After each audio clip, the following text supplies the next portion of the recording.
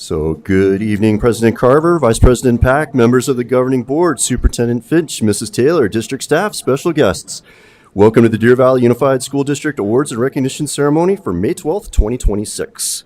Tonight we'll have the honor to recognize some truly talented young artists whose works will have a permanent place here at DVUSD, as well as recognize the work of this year's extraordinary Deer Valley Education Foundation Teachers of the Year.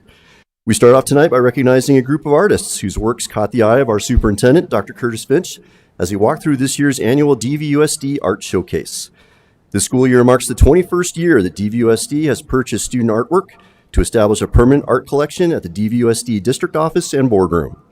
For 2026, 5 pieces from the District Art Showcase that were recently on display at the outlets of Anthem were selected to join the district's permanent collection.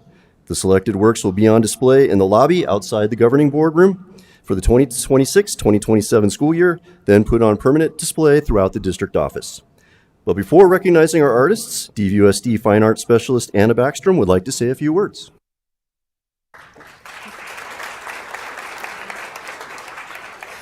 Good evening, President Carver, members of the board, Dr. Finch, our amazing DVUSD staff, and honored guests.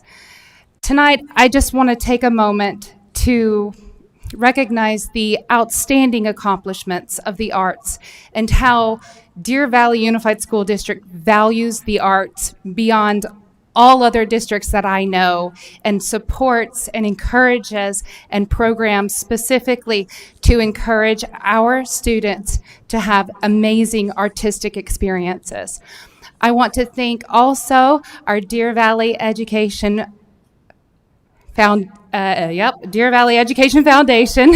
for their support in helping finance the purchase and framing of our artwork tonight.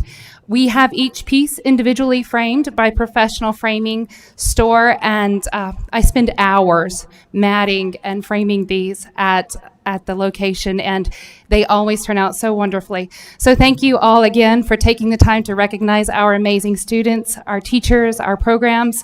We are just so lucky to have such amazing people and support in our district. Thank you.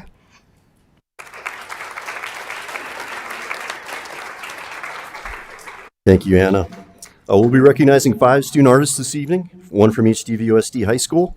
The winning artworks are on display there. Feel free to take a look after the meeting. We asked each student to send in their thoughts on being selected, and we'll read from those that responded.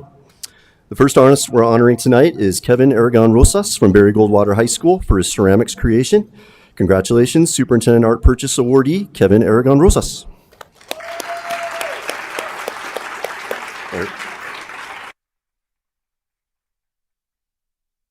Kevin's not here today. Okay, moving on. Next is Devin Schaefer from Boulder Creek High School, who earned a Superintendent's Art Purchase Award this year. Keen Photography Eye. Congratulations, Superintendent Art Purchase Awardee, Devin Schaefer.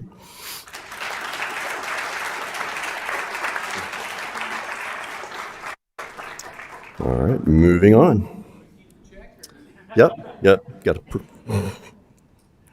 Representing Deer Valley High School is a freshman Skyhawk, Aiden Kahn, for his work with 2D mixed media.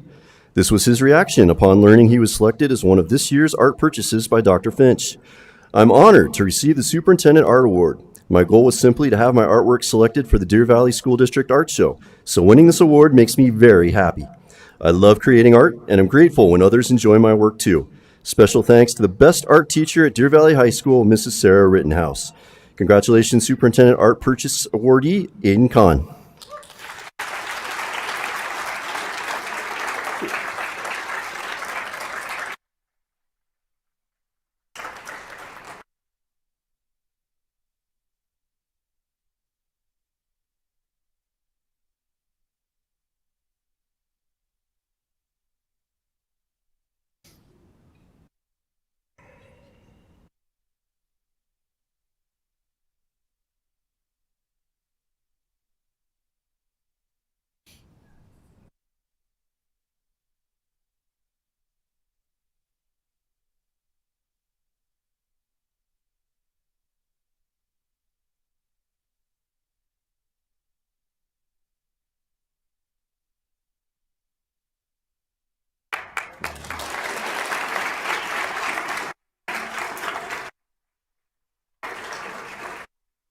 And next up is Ava Koshin, an artist from Mountain Ridge High School whose purchase was in the category of digital drawing for her piece Isolation. Ava had this reaction: "I am very honored and grateful to have been selected for this award. Winning this award means a lot to me because art has always been an important creative outlet and a way for me to express myself. It was exciting to have my work recognized at the district level alongside so many talented student artists. Congratulations, Superintendent Art Purchase Awardee Ava Pogoshin."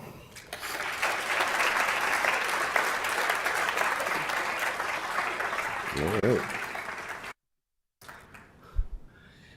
And our final artist of the night is Maylee Lindgren for her black and white piece Perfume from Sandra Day O'Connor High School. Maylee reflected, "I was awarded the Superintendent Art Award. I am beyond grateful to have my art purchased and appreciated. This award means a lot to me because it has given me confidence in my own artistic abilities and trust in myself as an artist. It feels great. Congratulations from Sandra Day O'Connor High School Superintendent Art Purchase Awardee Maylee Lindgren."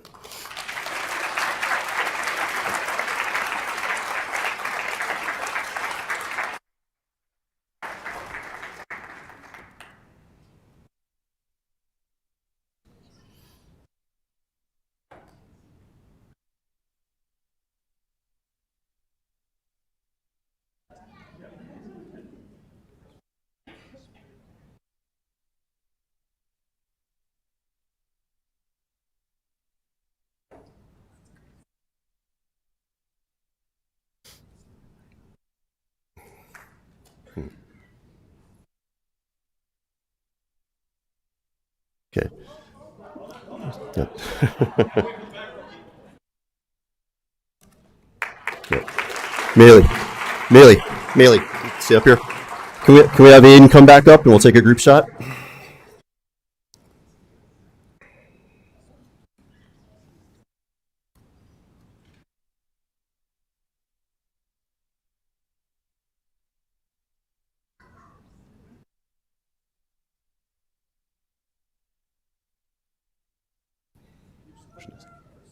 Back to the first one.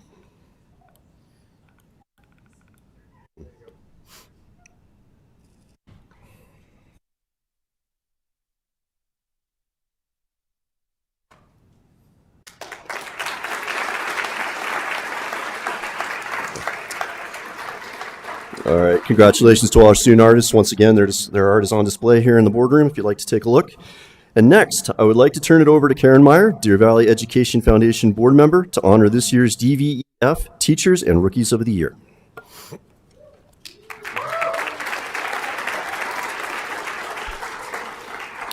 Good evening, President Carver, Dr. Pack, Mrs. Simicek, and Dr. Finch, and everyone who is here this evening.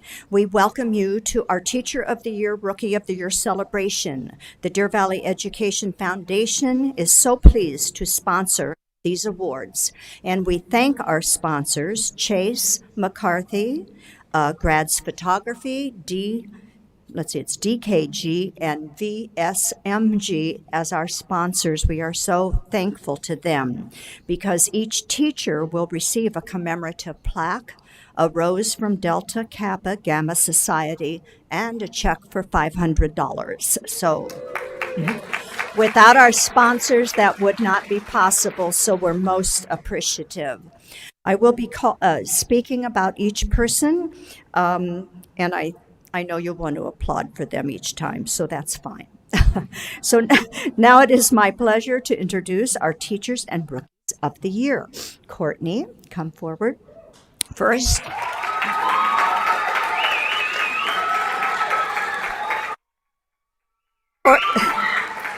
Okay.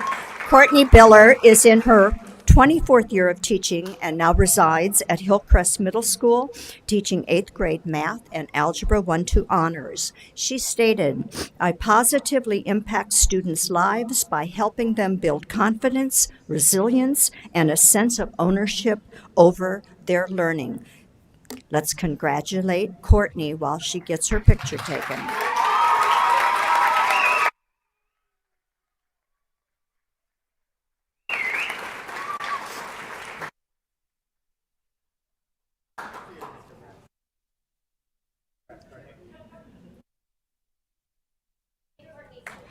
Okay.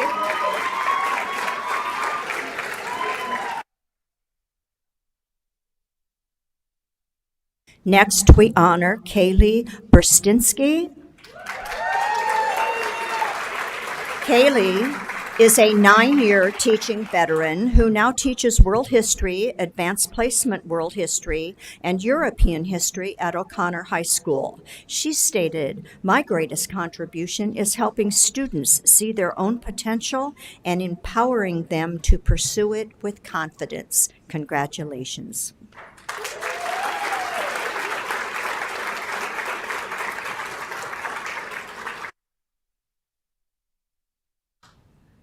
More pictures? Okay.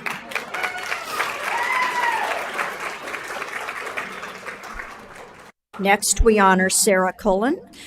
Sarah is a 30-year veteran presently teaching 3rd grade at Sierra Verde STEAM Academy. She stated, "I love teaching. Making connections with students is important to me, and I feel it helps with learning. I work hard and put my whole heart into my students." Congratulations.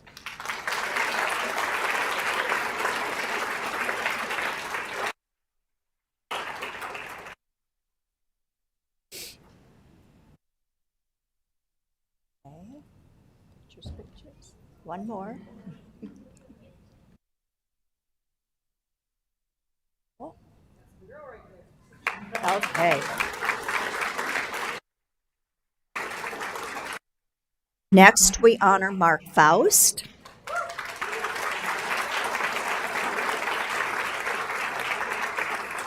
Mark brings 29 years of experience to his classroom at Mountain Ridge High School, teaching English, AP Seminar, and AP Language. Mr. Faust commented, "I foster a classroom culture that empowers students for intellectual risk-taking, viewing setbacks and initial failures as necessary and valuable parts of growth."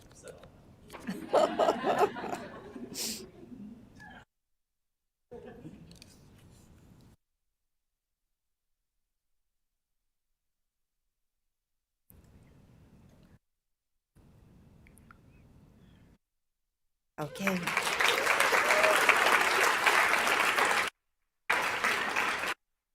Next, we honor Corinne Geddes from Corinne. Come forward. Did I say that right?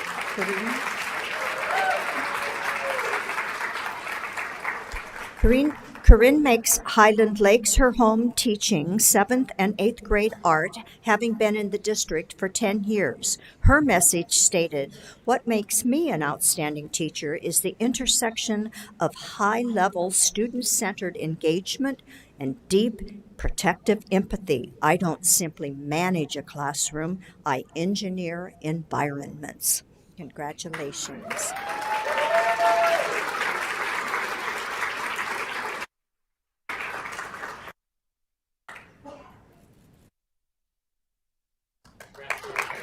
Okay. Next, we honor Kalila Govin.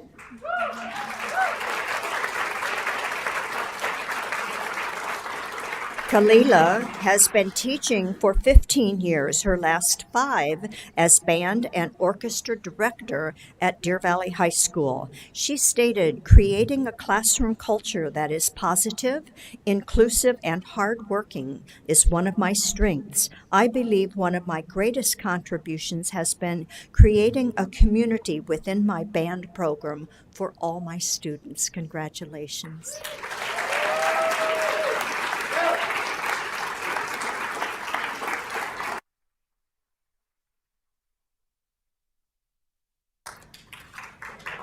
Okay. Next, Dr. Matthew Henson.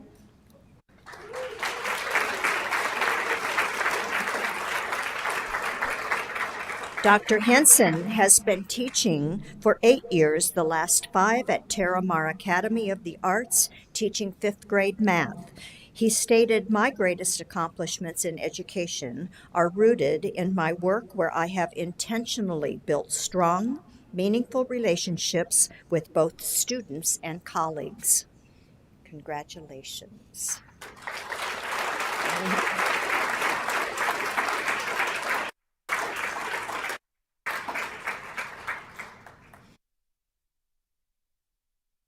Pictures. Congratulations. Next, I'll change my slide. Christy Hurlbert.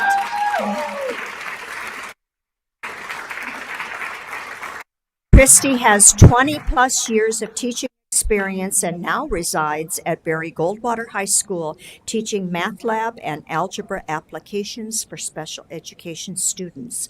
Mrs. Hurlbert stated, "I believe I am an outstanding teacher because I care about my students' success and work tirelessly to ensure that each day is the best learning experience it can be for them." Congratulations.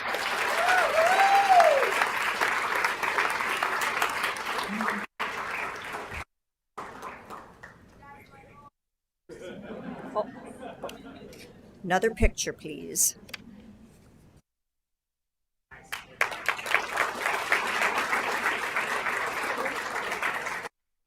Brandy King is not able to be here this evening, but we certainly honor her dedication to Inspiration Mountain, where she teaches 7th grade ELA. And she noted, "I measure my greatest accomplishments by the culture of safety I have built and the tangible academic growth that follows it." So we do honor Brandy this evening also.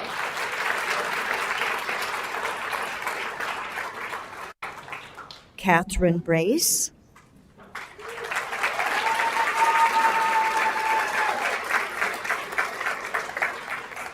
Catherine teaches 2nd grade at Legend Springs and has been in our district for 10 years. She stated, "I hope my students leave my classroom remembering that learning can be joyful, kindness matters, and they are capable of hard things." We congratulate Catherine.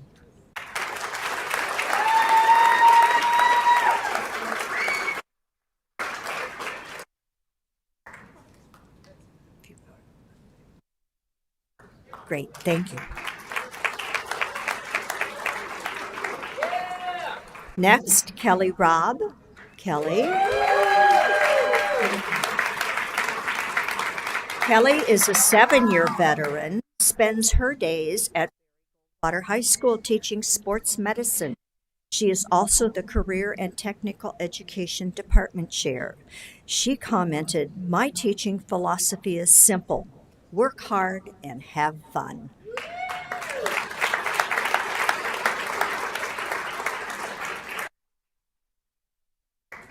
I know her.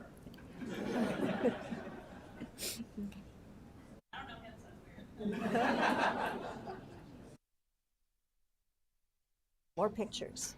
A few more. Okay, very good. Jody Todd is next.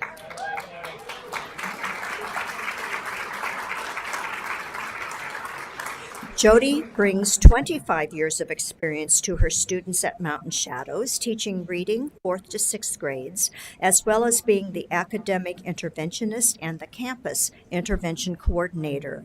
She stated, "My mission is to live by habits that build resiliency, to keep moving forward, making a positive impact personally and professionally." Congratulations.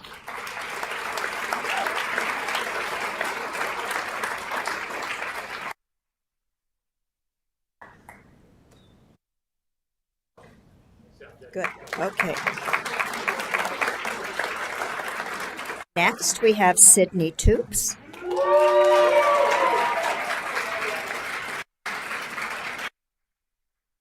Sydney is a 6-year veteran and makes Union Park School her home, teaching 2nd grade Spanish immersion and English language arts. She stated, "What makes me an outstanding teacher is my ability to build strong and meaningful relationships while also maintaining high expectations for their continuous growth."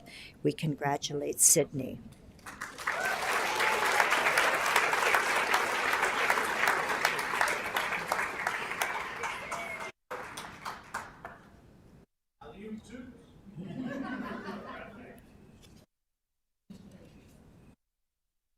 Okay. And now we honor 5 Rookies of the Year teachers who are all in their first year teaching. First, Bridget Brados. Bridget, come up.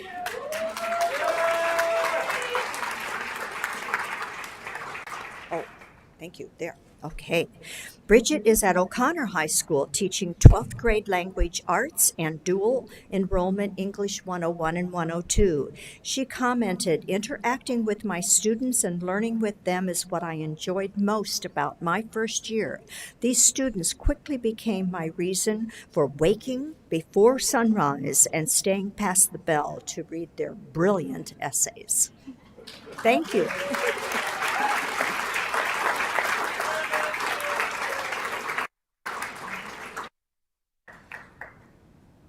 Pictures. Good, okay. Our next rookie is Danielle Brashears coming up. Danielle resides at Canyon Springs teaching second grade. She stated, "I'm excited to keep growing alongside my students. This first year showed me how much joy there is in teaching, especially when you're surrounded by a community like Canyon Springs." Congratulations.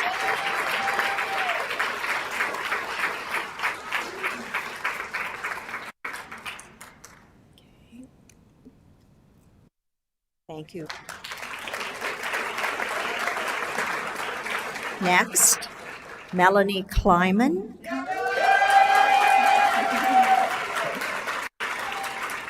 Melanie has spent her first year at Sierra Verde STEAM Academy teaching K-8 music and choir. She stated, "My favorite part of my first year was seeing light bulbs go off in my students' minds when a lesson clicks. There is something special and exciting when students not only respond to it, but also effectively learn from it." Congratulations.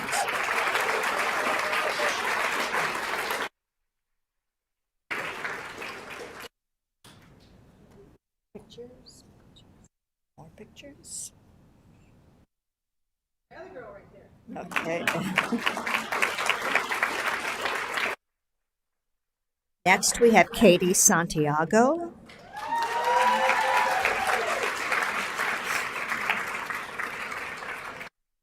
Katie is at Sonoran Foothills teaching 4th and 5th grade special education. She stated, "Teaching is not just something I do, it is who I am. It drives the way I show up, the way I care, and the way I push myself to do better. Also, my students can feel supported, capable, and successful." Congratulations.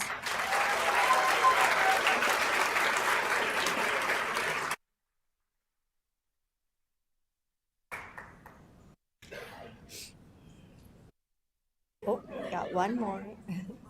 More pictures. Oh, okay, back in.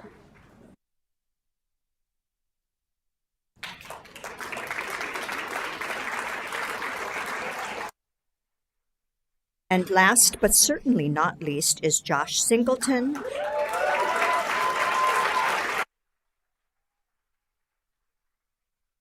Who has started his career at Deer Valley High School teaching hospitality management and marketing. He stated, "My role as a CTE teacher is to help students prepare for the workforce, while being a listening ear helps me better understand their personal struggles." We congratulate Josh.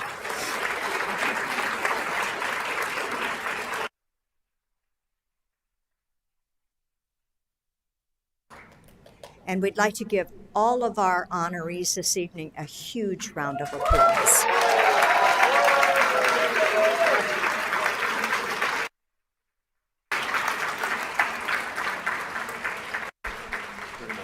Yeah, just before we bring our, should I have them do a picture, or are you going to talk first?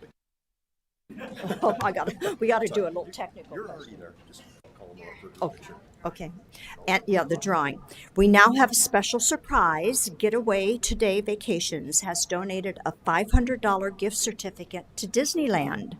Maria is going to draw out one name to give to one of our winners. Oh, okay. Well, maybe not. Somebody's going to draw out a name. So, Brian, it's okay. Bring them up. Okay. I'm sorry.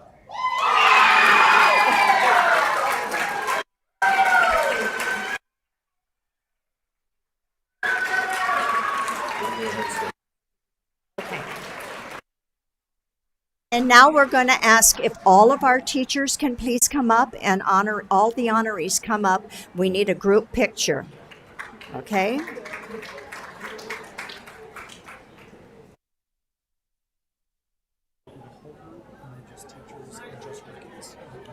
Okay. Oh, bring your awards with you and we'll get you organized.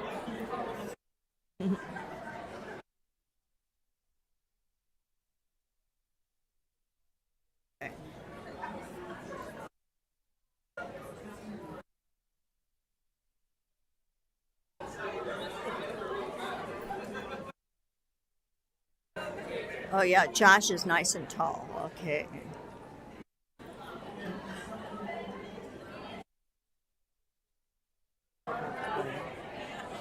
You'll just come up. Oh, okay.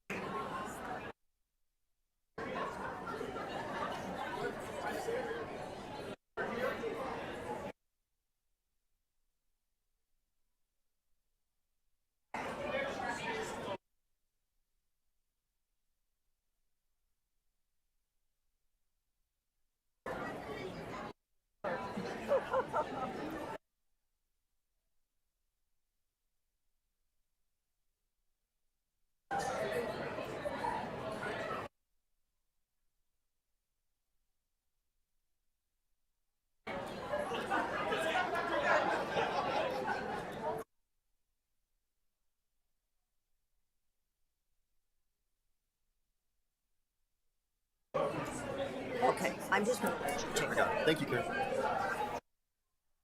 Yep, stay close.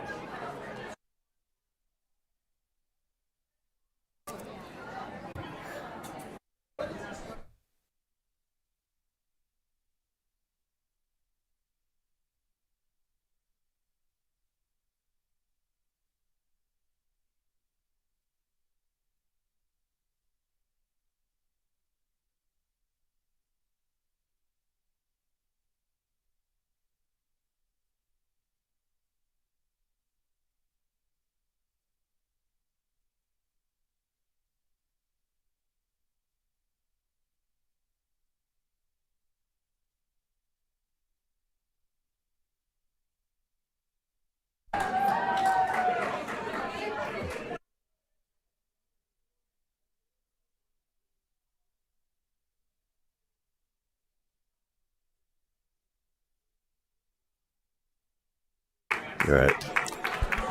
Pretty much. Before we before we wrap up, on behalf of the DVUSD governing board and staff, thank you to Karen Meyer, Deer Valley Education Foundation Director Marie Brennan, and everyone at the DVEF for all their work supporting our teachers and putting this event together. Thank you very much.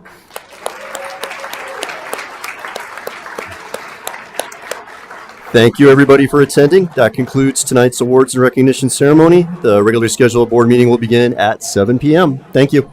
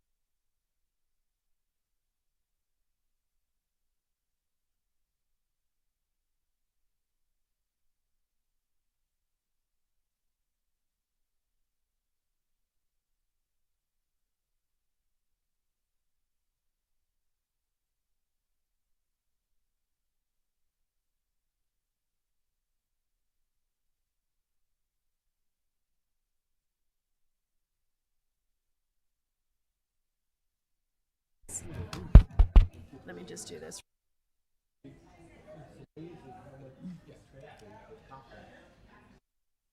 What happened?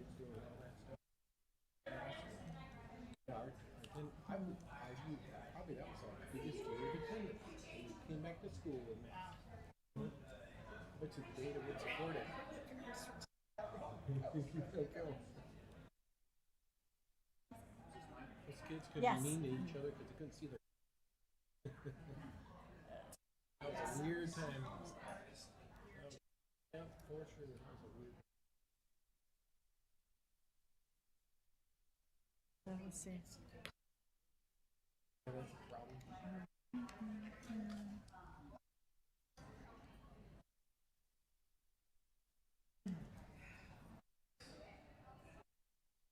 We'll figure this out.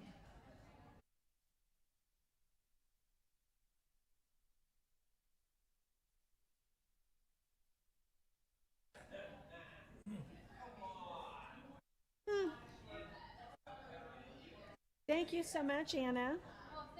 Yeah, everything went very well. The one student didn't know to come up, I guess, to get her certificate. Was she here? She was here, the one that did the cactus artwork. And so Ms. Simichek found out about it, and then we did a group photo for her, and Jeannie went and got the certificate with her check. So she was able to. So was there just one student then that we have to get the payment to? Two. Oh, there's still two more? Oh, okay. Yeah. Yeah, All right. just have the two. Okay. Yeah. So we'll get that from. Yes. Oh, Mount okay. Ridge wasn't here. Okay. Sure, and Okay. Yeah, I'm gonna do this. sure, yes. What'd you think about that shadow box? It's really Brilliant. Liked it. Okay. That worked well. Well, you have no Regular governing board meeting Tuesday, May 12th, 2026, and public hearing.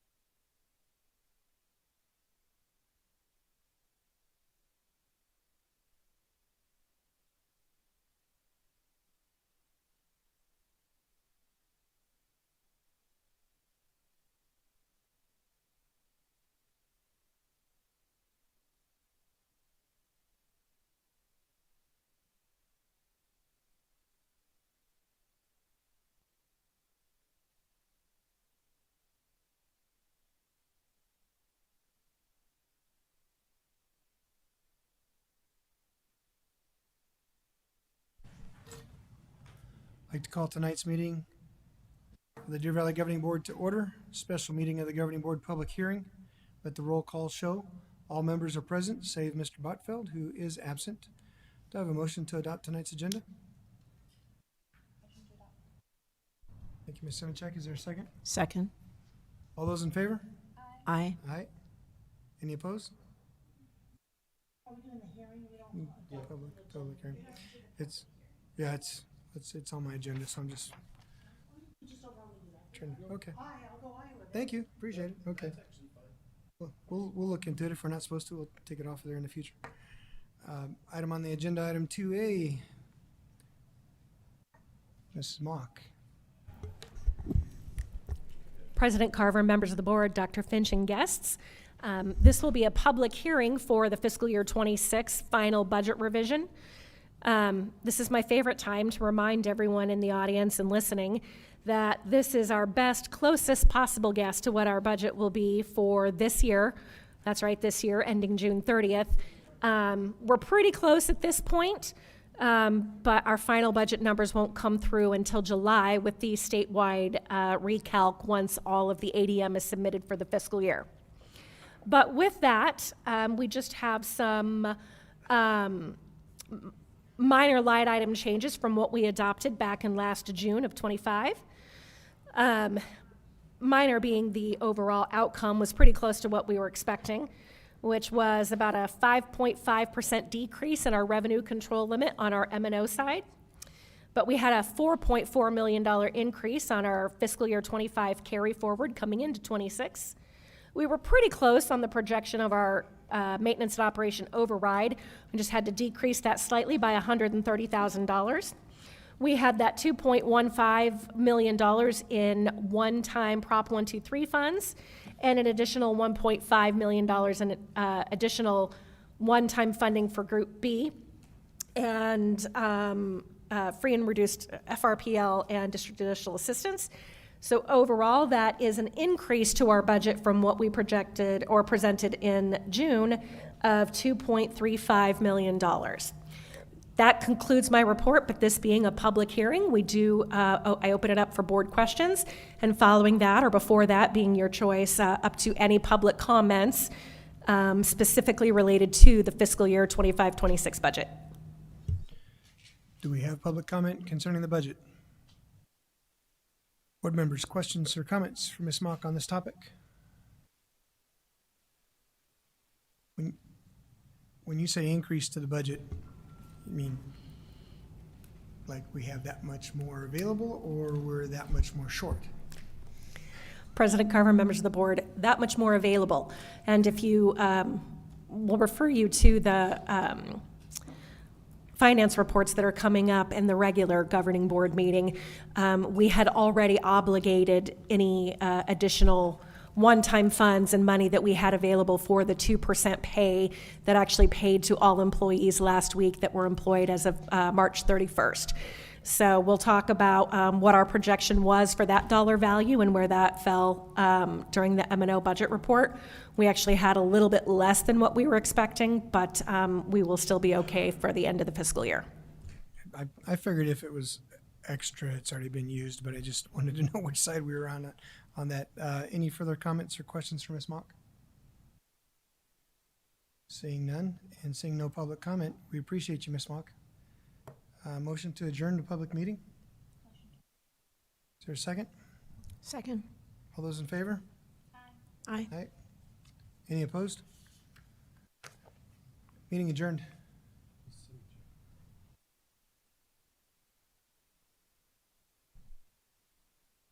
Are you ready to go on? Okay.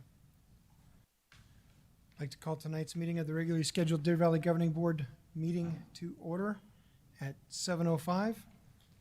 At the roll call show, all members are present except Mr. Botfeld.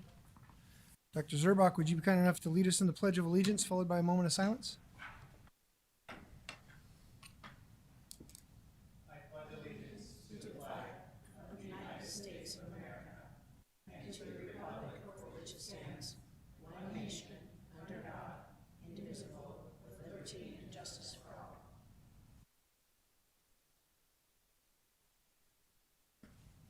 Thank you. You may be seated. I have a motion to adopt tonight's agenda. Thank you, Ms. Simichek. Is there a second? Second. Thank you, Dr. Pack. All those in favor? Aye. Any opposed?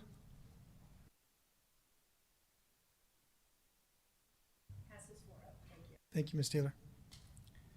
First up on the agenda, district reports. Ms. Mock. President Carver, members of the board, and guests.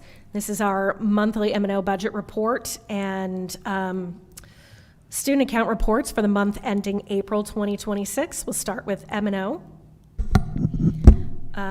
We had, again, we'll do kind of the top 5 expenditures. About 88% of what we've spent to date is for salaries and benefits, which is typical. Our budget is usually anywhere from 82 to 85, 88% salaries and benefits, since we are a business that can't operate without its people. Our second greatest expense for the school year to date is utilities, coming in at just under 4.7% of total expenditures. Transportation so far has counts for 1.8% of our total budget. Our school discretionary budgets accounts for about 1.72% of our budget expenditures to date. And again, that property and liability insurance coming in just under 1.6%. I think those have been the same top 5 since I started reporting top 5 earlier in the school year. I do want to talk about, we've talked about facilities a little bit in the past. With their encumbrances, it looked like they were going to be about $500,000 potentially or more over budget. We've worked with facilities to close a lot of their open purchase orders, and so that is reduced to potentially $253,000. But if you take a look in that third column, the encumbrances, they still have $727,000 encumbered through June of 26, and they are probably not going to realize that. It is a similar situation with transportation. They have spent almost $3.4 million of their $3.5 million budget. We've talked about a lot of that had to do a lot with the rising cost of fuel, but also the cost of charter transportation when we are unable to staff athletics or some of our other routes with our own drivers. We do see a little bit of a savings in staffing for transportation because of that, but it's not commensurate just because the contract transportation does cost more than hiring our own drivers. Now, with that said, transportation does still have almost $1.6 million encumbered. They've only spent $3.3 to date. They are not going to spend another $1.4 million between now and the end of the year. School ends next week, and so we would expect to see a decrease through May and June of what transportation is spending. Now, they will exceed their budget limit, but they did last year as well. And we will make up for that in some of the other departments that have not spent their entire budget. What's different between district departments and schools is that none of our districts receive maintenance and operation carry forward. All of our campuses typically do receive maintenance and operation carry forward, so anything that they did not spend this year, they would get to retain for next year. But it looks like we won't have a lot of that carry forward for them next year. And moving into our student reports, you can see we've got our student activity reports for all of our campuses and our auxiliary reports. And we have been able to get all of those back into positive balances at this time, and we'll continue monitoring them through the next couple months to make sure they all end in positive balances as well. And with that, I will take any questions on the district financial reports. Any questions for Ms. Mock on this topic? Dr. Pack? I have a question. It's one that I'd sent in earlier, but I'm happy to ask it here. It was on the certified and classified substitutes. It looks like it's negative $437,000 as far as the remaining budget. Can you speak to that, please? Dr. Pack, President Carver, members of the board and guests, yes, we had expended, we only had $83,000 of the budget remaining at the end of March. In April, we posted $514,000 towards sub-expenses. A typical amount would be about $251,000, $300,000 would be large. So we are going back and looking at that. We had actually already had it on our radar before you asked the question. It's a little high, and it could just be that we had that many more campuses needing substitutes in the month of April, but that would be a lot of extra subs. So we will double check to see if it was an error. We can compare it to subs used in April last year and just get some trend data to see if perhaps we need to increase sub budgets, but that also is going through, some of the sub budget language is also going through NST Language Committee, and we'll hear from Jenna later on that, I believe. I had a thought, I'm just going to share it. An idea, if all it's probably not going to be popular with some people, but if all certified district office employees were put on a rotating list to, that would cut down on the sub money and also keep them more connected in the classroom. So just a suggestion. Anything further from the board? Thank you, Ms. Mock. Appreciate you. Next item up on the agenda, item 4A, the K-8 Spanish dual language immersion curriculum adoption. Dr. Gallagher. I'm sorry. Yeah, I need a motion before I let you talk. Sorry. I move that the governing board approve Go ahead. K-8 Spanish dual language immersion curriculum adoption as presented. Thank you. Ms. Simachek, second. Thank you. All those in favor? Oh, we're not doing that. Sorry. Now, Dr. Galligan, I apologize. President Carver, there are no changes to the presentation from 2 weeks ago. Thank you. Thank you. Any questions or comments from the board for Dr. Galligan? I just have one follow-up question. Thank you for answering my question. I had asked, just to preface my question now, why or can we still use the curriculum we had before? And much like the other curriculum, it expires. So your answer, or somebody's answer, was it expired in 2025 and renewed for 1 year. It'll be expiring in June of 2026. So if we don't sign the new contract for 7 years now instead of the 5 years, the teachers won't have access, and students won't have access to the platform and the online resources for books, libraries, and assessments.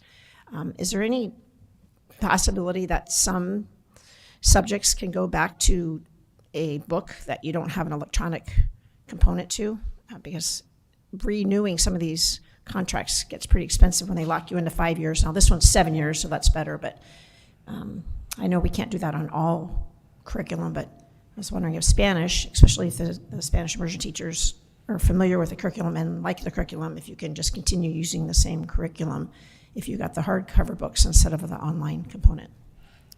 President Carver, Dr. Pack, absolutely, we can look into that. The challenge is that with hard copy books at the end or nearing the end of adoption, they are they've been well loved, and falling apart. So we have to replace books along the way as well. When we are able to go with online licenses, as that platform updates through the life of the adoption, that changes for us throughout the adoption so that we are able to move forward with new curriculum that might have changed slightly. It usually is just updating is all it is, updating either stories or lessons or things like that. Mainly, it just keeps us up to date is all that does.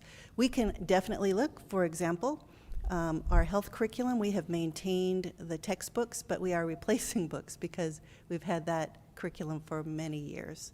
So it's absolutely something we can look at. I would caution us for middle school and high school because everything is built into our Canvas courses, and that prepares them for post-secondary. So there are just lots of reasons, Okay. but that would be one reason. Thank you. Anything further for Dr. Galligan?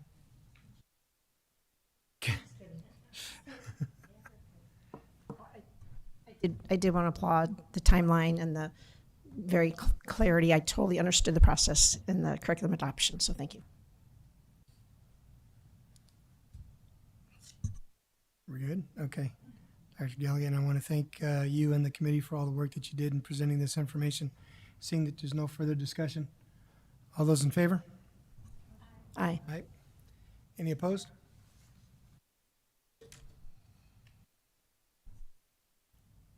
Did you vote? Okay. 2 voted so far, Mrs. Fisher and Mr. Carver. I can enter for you. Did you joined Diligent, right?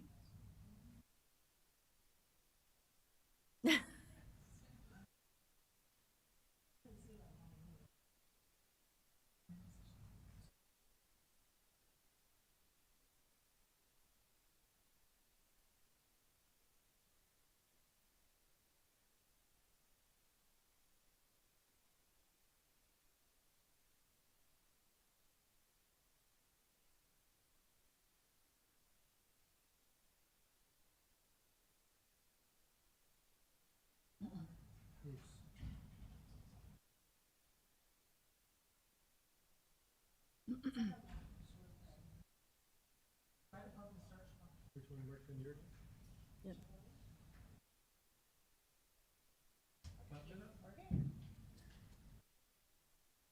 Did you vote? Passes 4-0. Thank you. Mrs. Taylor. Technology is a wonderful thing. It works. Next item on the agenda, item number 5, consent agenda. Dr. Pack. I move that the governing board approve consent agenda items 5A through 5H. Is there a second? All those in favor? All right. Aye. Any opposed? I gotta send for the vote, sorry. There we go.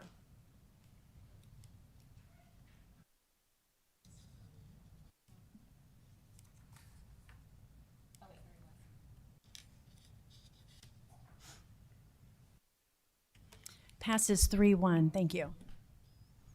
Thank you, Mrs. Taylor. Next item on the agenda, item 6A. Dr. Pack. I move that the governing board approve employee out-of-state travel for professional development per governing board policy GCCE. Is there a second? Any discussion?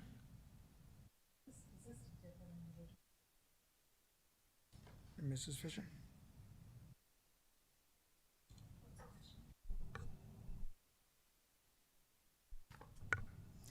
Is this a different individual? Didn't we just do this last? It is a different individual. And, I mean, it's just fairly expensive. And I noticed Westmac's paying for, is it a scholarship type thing or?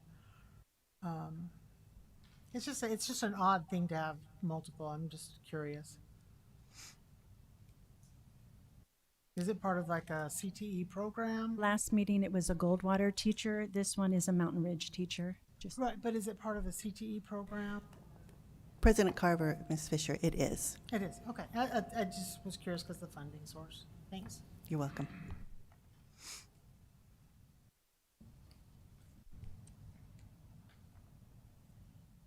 Anything further? I The vote. I have Dr. Pack. I need your vote. Not every time. No. Sometimes it hides. Passes 4-0. Thank you. Thank you, Ms. Taylor. Next item on the agenda, item 6B. Dr. Pack. I move that the governing board accept the administration's recommendation to pre-approve the addenda as presented.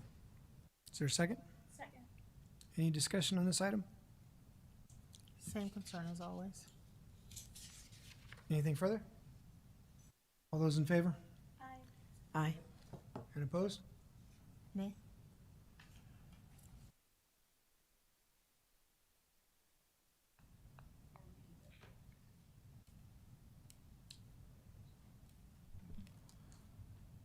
Passes 3-1. Thank you. Thank you, Ms. Taylor. Item 6C. Dr. Pack. I move that the governing board accept the administration's recommendation to adopt revision number 2 to the fiscal year 2025-26 expenditure budget. Is there a second? Ms. Mock, do you have information for us? Mr. Carver, members of the board, Dr. Finch, and guests, no changes. I'll just refer you back to the public hearing we had before the start of the regular meeting. Thank you, Ms. Mock. Questions or comments for Ms. Mock? Hearing none, all those in favor? Aye. Aye. And opposed? Nay? Dr. Pack, did you vote?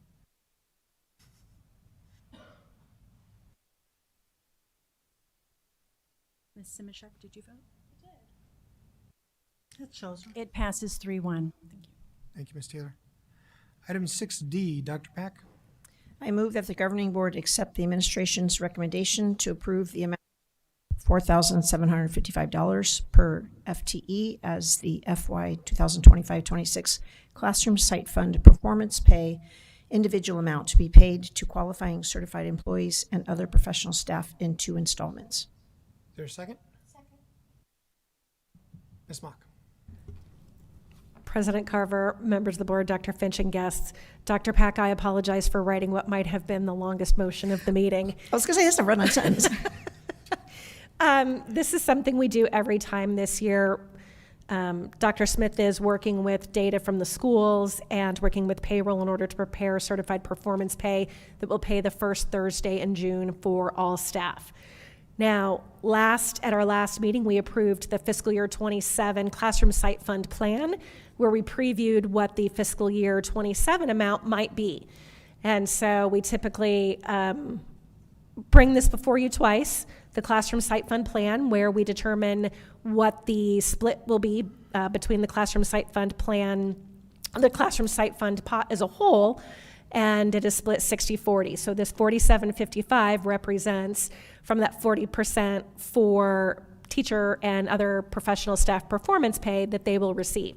Now, what's a little different than what we've done in the past is that we typically would get the number of qualifying certified staff from Dr. Smith and take into consideration any carry forward in Fund 12, which is specifically for performance pay.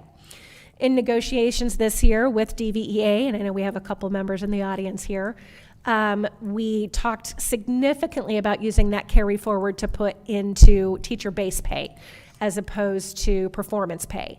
And so the recommendation and the request and recommendation from DVEA was to leave teacher performance pay or certified and other professional staff performance pay at $47.55.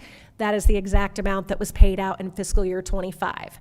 Coming up, I think right next after me will be a preview of next year's performance pay plan, which comes through Dr. Smith and his committee. And so that $47.55 will be split into 2 payments per the plan that was approved for fiscal year 26. 75% of that would be paid on that first Thursday in June for qualifying staff, and the remaining 25 would be paid out in the fall after school and district labels come out. With that, I will take any questions on the individual amount. We just always approve the individual amounts before we pay them. Any questions for Ms. Mock on this topic? Thank you, Ms. Mock. Hearing no further discussion, all those in favor? Aye. Aye. Any opposed?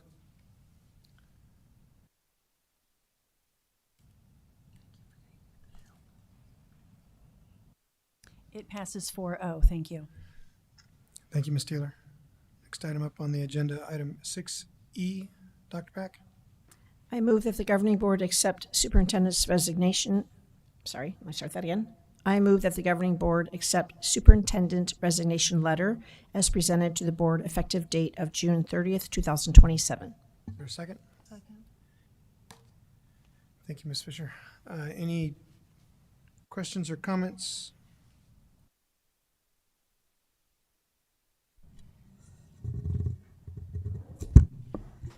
Ms. Simichek? Now that I'm looking over it, it's making more sense. So this is just for the letter that was given, but are we discussing the other things that were shared? No, we're not. Okay. Just in relationship to the letter, a vote yes would be to have me finish June 30th, 2027. A vote no would be June 30th, 2028.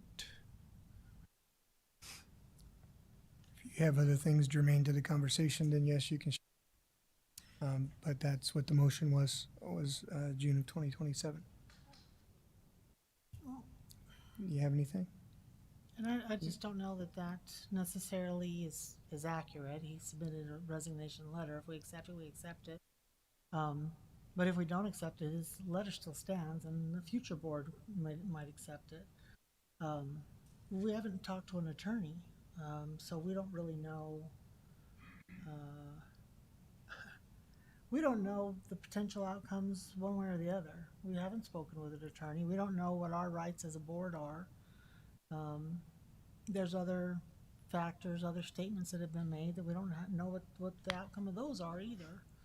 I know that I read the background information. It says that we discussed it as a board at an executive session, but we did not.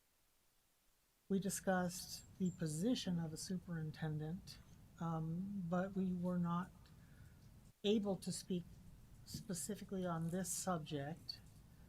And then I know I had asked the other question. I don't know if Dr. Pat got the answer for me, but was the superintendent notified as that we would be speaking specifically about him at that last executive session back in whenever, because we didn't speak of him. In fact, we were told we could not. So I just don't, I do think it's important that we acknowledge and accept his letter. He submitted it, we should accept it, but I still think there's a conversation that needs to occur beyond just accepting the letter.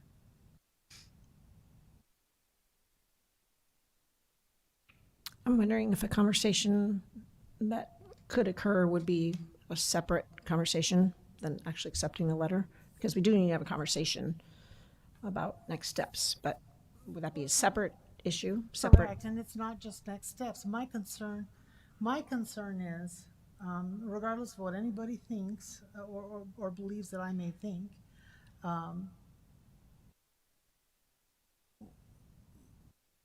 as an employee, the superintendent has rights to, he has rights, he just has rights. That's just the basic fact of it. He has rights to a certain process, he has rights to us following a process appropriately. And I am concerned that that we have not followed an appropriate process, we have not followed appropriate rights, we have not followed appropriate notifications, and we have not had appropriate conversations. So while I think we need to accept his letter, I think we should be asking our attorney what the contractual obligations are for us, what, all of this information that we should have. And, in the event that he wasn't appropriately noticed for the previous executive session or something of that nature, and let's say we approve accept his letter, and then he goes home and goes, well, I don't want that to happen. I want something different to happen. He says, well, you guys didn't follow the process. My rights have been violated, and now we have a lawsuit. And I know you'll say you wouldn't do that, but I'm just saying. I can fill you in a little bit. I'm just saying that we have not taken appropriate steps as a governing board we have not even met with our own attorney to get advice. And I'm sorry, but having one individual say, well, the attorney told me, and that's not an adequate answer. I did call, what's it? Mr. Carver spoke to the attorney, so did I, and we are following the process correctly. You're right that it's really about my resignation letter, not really the board's response to it, because as I mentioned earlier, a yes is a 27 and a no is a 28, and Ms. Fisher is correct. A new board could do something different, but the part of maybe Ms. Fisher is referring to that I was open to the idea of an earlier exit if the board could make a decision on the parameters of internal appointment. That really never happened, and as Ms. Fisher said, we had an executive session and talked about the position. Now I think I personally think the window has closed for successful transition, because the hiring superintendent window is pretty much runs from November to May. at least March, November to March, if you're going to do a national search. So I went and talked to the real boss, Mrs. Finch, and said the best thing for Deer Valley is for me to go one more year, so we can have a good, solid transition. Obviously, she was not happy about that, but I'll pay for that later. But I think it's best interest of Deer Valley to go at least into next year, and then you could, because the staff are now leaving in a couple of days, and the anxiety around who's going to be our boss, what's going to look like, I don't think it's good for the system. As if you look around, all of our neighbors, most of them are 3-alarm fires, and we don't need to join that party. So I think it's probably best interest of Deer Valley to at least go one more lap. And if you want to make a decision in November on internal, that's a possibility before you do national. But most of the search firms will tell you November is kind of the window. What that will do, though, is put that choice into the next board's hands, because we obviously have a November election. So you could, that's another variable in the equation from a system perspective. But we are following the process correctly. I was notified that it could be a possibility. I chose not to attend. I probably should have in hindsight, but I chose not to attend because I thought it'd be better for the board to discuss without me present. So that's kind of the latest. Well, see, and that's the problem. We did not discuss. We have not talked to an attorney. And I'm I sorry. believe Mr. Carver has. Mr. Carver is not the board of 5. No, he's the Mr. board Carver president. He's one individual. He is the one who talks to the board.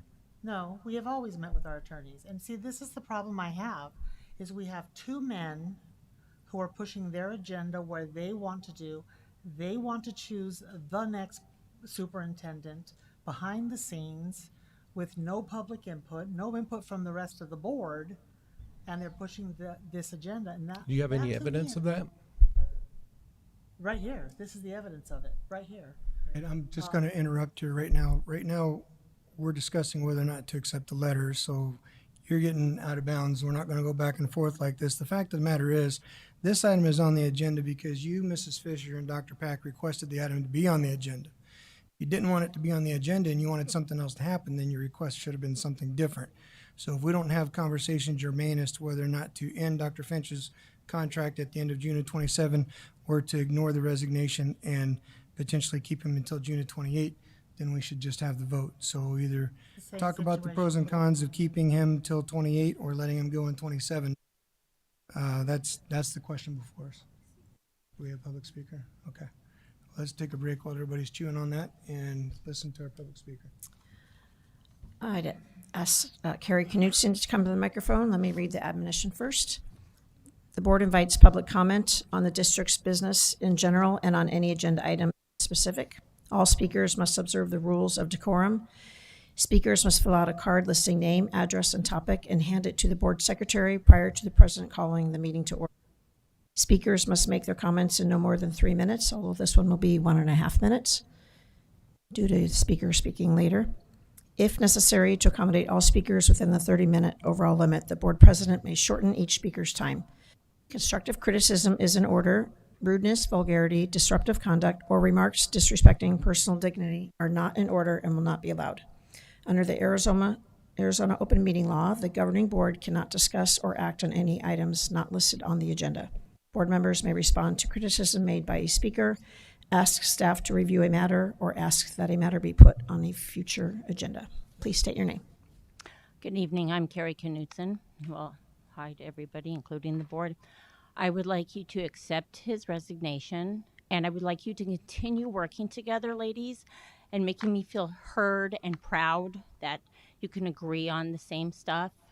And maybe he'll get upset and get mad and throw it again and say he's going to quit again. And then we can accept it that day. But we need new people. That's not all about a special few. So, nice seeing you, Mr. Finch. I have a great day. Any further comments from the board on this topic? Yes, Ms. Simichek? Okay, so if we accept that we're not, so from between after 27 of June, we're not responsible then for like paying out or?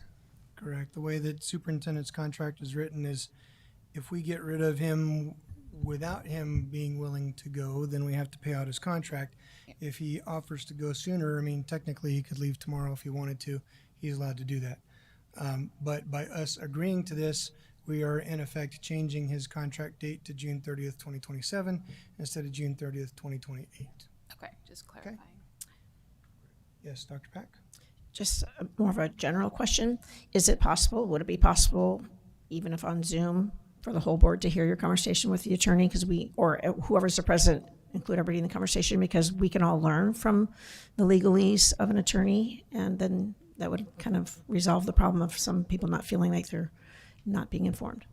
That would be an executive session, and according to board policy, it happen on a Zoom call, but we can call the attorney in on a specific topic and ask those questions. Okay. That's always something that's available to the board.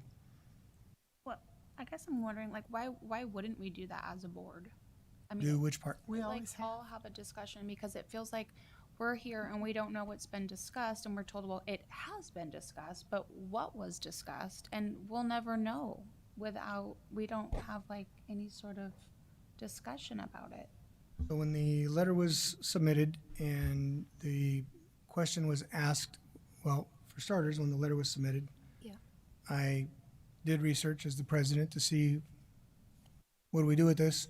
Is there a timeline that it needs to be acted on? Because there was a lot of people talking about a 60-day limit and all this, that, and the other thing. So conversation was initiated to ask, and there is no limit. It can either be accepted or ignored and just kind of move on from there. And then I had one member of the board ask at the last meeting, I believe it was Mrs. Fisher had asked to bring this back, or actually not back, but put it on the agenda for a conversation. I received an email from Dr. Pack to put it on the agenda for a discussion item. So at that point, I had to ask, okay, so what are we doing? And how does this work? And basically, since Dr. Finch initiated it, there's no harm, no foul. You either take it or you don't. And if you do, then you end his contract. The reason that it didn't work any differently is, I mean, honestly, because that's not the question that was asked. And the last time we had conversations about having extra meetings, the sentiment of the board was we don't want to have extra meetings than what we already have. Let's find a way to try to get things done. And when we hold our leadership elections, one of the things that the president is allowed to do is to ask those questions on behalf of the board and then report back to you guys. So, but definitely not trying to run everything. If you guys want to have those meetings, just make yourself available, and then we'll do that. But that's how this item ends up on this agenda. According to policy, if 2 or more board members ask for something, we have up to 60 days to do it.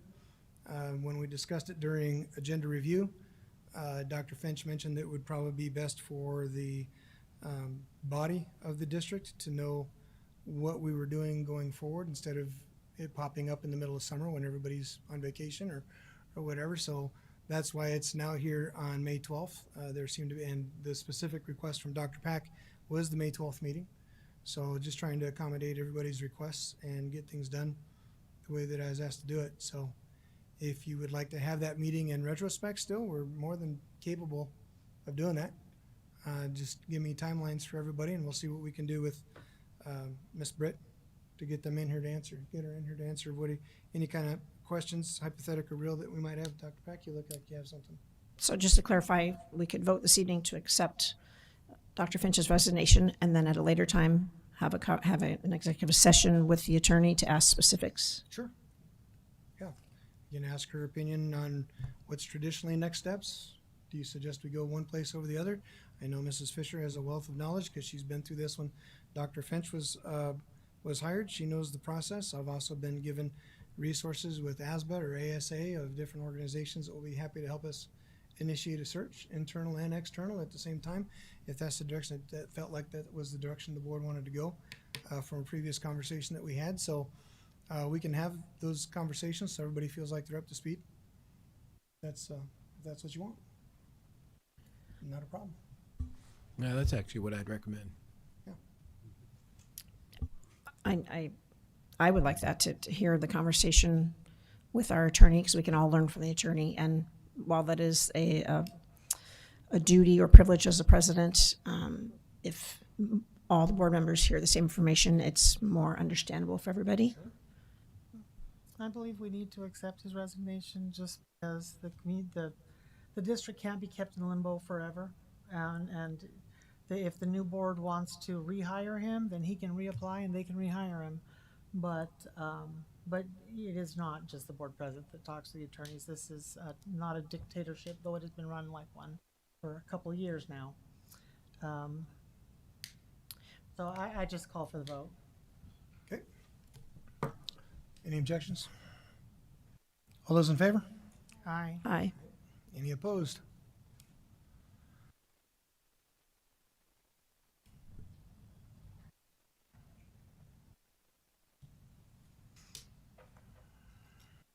Mrs. Fisher voted aye. Okay. Passes 4-0. Thank you. Thank you, Mrs. Taylor. So just for clarification, contract date has been changed to June 30th, 2027 for our superintendent. Okay. All right. Moving on to preview items. Item 7A. Dr. Smith, you have something for us. Yes, President Carver, members of the governing board. I feel so lucky to be the next agenda item on this board meeting. I bring to you again the certified performance pay plan that I've done every year for several years now. This is going to be the plan for next school year. As you know, this school year was presented and approved last year, and we're in the process of paying it out, as Ms. Mock spoke about earlier. Real quickly, and I'm going to go through parts of this fairly quick. You've all seen lots of this presentation at least 1 or 2 times, some of you 6 or 7 times. But here's some brief history, starting with Proposition 301 back in 2000, creating the sales tax and how the funds are to be distributed. Key component of that is that middle bullet, which the board is responsible for adopting a plan. That's why we're here tonight with this agenda item. Of course, it expired in 2020 and modified and renewed in 2021, and they keep working on it every year to bring it back to create these funds. Did move from 3 funds down to 2 funds when they renewed it, and which again Ms. Mock spoke about earlier. And we allocate 60% to the base salary and 40% to performance pay, and that's the part we want to talk about today. Final statement there, that last sentence, is they did also expand the certified staff members that this would apply to include other professional support staff, which in the past had been on a separate performance pay plan with us, and now they're included in that classroom stipend plan and get these monies also. Here's a quick view of the Performance Pay Committee. The constitution of the committee in terms of teachers and administrators and parents has been the same for many years. You see 4 teachers, 4 administrators, 2 parents. A couple of new teachers on the committee this year, and some administrators moved out and others came in. And then you see Christy Bushnell and myself facilitate those meetings. Here's the charge of the committee is basically, here's where I'm going to go fast. So is basically develop a plan and then manage the execution of the plan and bring it in. Part of the development is bring it to the governing board and getting approved here at the next meeting if you so desire. We do have norms on our committee. The big one that I like to point out is that third one, which is decision-making by consensus. We do agree as a committee to support the decisions we make as a group, and if you cannot agree to that, then we ask you to put a thumbs down and bring some other ideas to the table before we approve what we're going to do. Again, the committee is influenced by the history of the plan, what we've done several years, over many years now, of course, legislation and your direction. Very quickly, the 25-26 plan, the plan for this school year, which again, we're getting ready to pay out. The first part of that is 50% on evaluations, 25% on responsibility hours or professional development hours, and 25% on district letter grades. So there's those three components, and it's been fairly consistent on those three components over the last several years, as you'll recall. Here's some of the legislation that impacts the plan. Again, I'm going to go over very quickly. This is the piece on the teacher evaluation and the instrument used to evaluate teachers need to be highly effective, developing, or ineffective. We do use this evaluation in our plan, the strong evaluation, the first 6 standards of that evaluation. The next part is how the plan is funded and how it has to be used specifically for this teacher compensation and not for can't be any supplanting. This part it originally was required us to use the evaluation in the plan, and it is no longer necessarily required now by law, but we still do use the evaluation. And then the part we get to eventually are other items that the plan should have. And you see this is subsection C of statute 15977 states that the governing board shall vote on performance-based compensation plan, including these items. And you see 12 items listed there, including teacher evaluation, as we already stated, dropout graduation rates, surveys from the teachers, parent ratings, et cetera, et cetera. Those are the 12 items that they throw out in legislation that you can use. We leverage subsection E, as I believe many, if not all, school districts probably do. Those 12 items or would be hard for any district to put into one plan, but the board at your discretion has the capability to modify these items in subsection C and approve a plan based on the items you think are appropriate for our certified staff. And finally, and this was also mentioned by Ms. Mock, we are required to keep the money in the plan. If it does roll over, it stays in that classroom site bucket. For 26-27, the certified performance pay plan that we are proposing is next. We did only meet twice. The first meeting, I'll talk in a minute about many of the things we kicked around. And the second meeting the first meeting was in person, the second meeting was in Zoom. And then we're here tonight to present to you as a preview item. And so you can see for the performance pay plan for this next school year, we're suggesting maintaining the same 3 components with the same weightings, 50% evaluations, 25 on hours, and 25% on school letter grades. The evaluations would work exactly the same, actually. We would use the first 6 standards of the strong evaluation. We would take the average of those, giving them point values of 4 for highly effective down to 1 for ineffective, and get that average. We do say that the teacher is ineligible if they receive 4 more developing ratings or any 1 ineffective ratings on those 6 standards. Here's some examples, real quick examples, to show how a teacher might score based on their ratings and what it would take to move from that bottom matrix there from a 100% payout to an 85% payout to a 60% payout to no payout for that evaluation component. And you can see it takes what it would take to do that. The second component is responsibility of PD hours. We're recommending maintaining the 10 total hours of either professional responsibility or professional development hours, again, logged outside the normal workday, not being paid for by other ways by the district. This is basically an agreement between the principal and the certified staff member. We do provide a template in HR for them to log these hours, and basically this becomes in a yes/no component. Either they did the hours, they did not, or they did not do the hours. The hours, though, are prorated based on your time in job or your FTE. If you're a half-time employee, you're only required to do half the hours, et cetera. And the final component is the school letter grade component, again, exactly the same. This is based on individual school letter grades, but we look at them as a composite for the whole district by saying how many of our schools got a B or higher. If 70% of them get a B or higher, we pay all the teachers the same amount, 100% payout. If that drops below 70% A's and B's, then the payout drops, and if we go down to 50%, the payout drops to 0, at which time I am probably out of a job. This component does result in 2 payouts because we don't know these letter grades until late summer, early fall. So we'll do 1 payout, as we're doing this year, at the end of the spring semester for the evaluation and hours component. And then once we know this component, we may have a payout, hopefully as early as October. Lately, it's been by November. It's been a nice Thanksgiving or Christmas little payout for the certified staff. The law does require you to have an appeals process. We do have an appeals process and an appeals committee.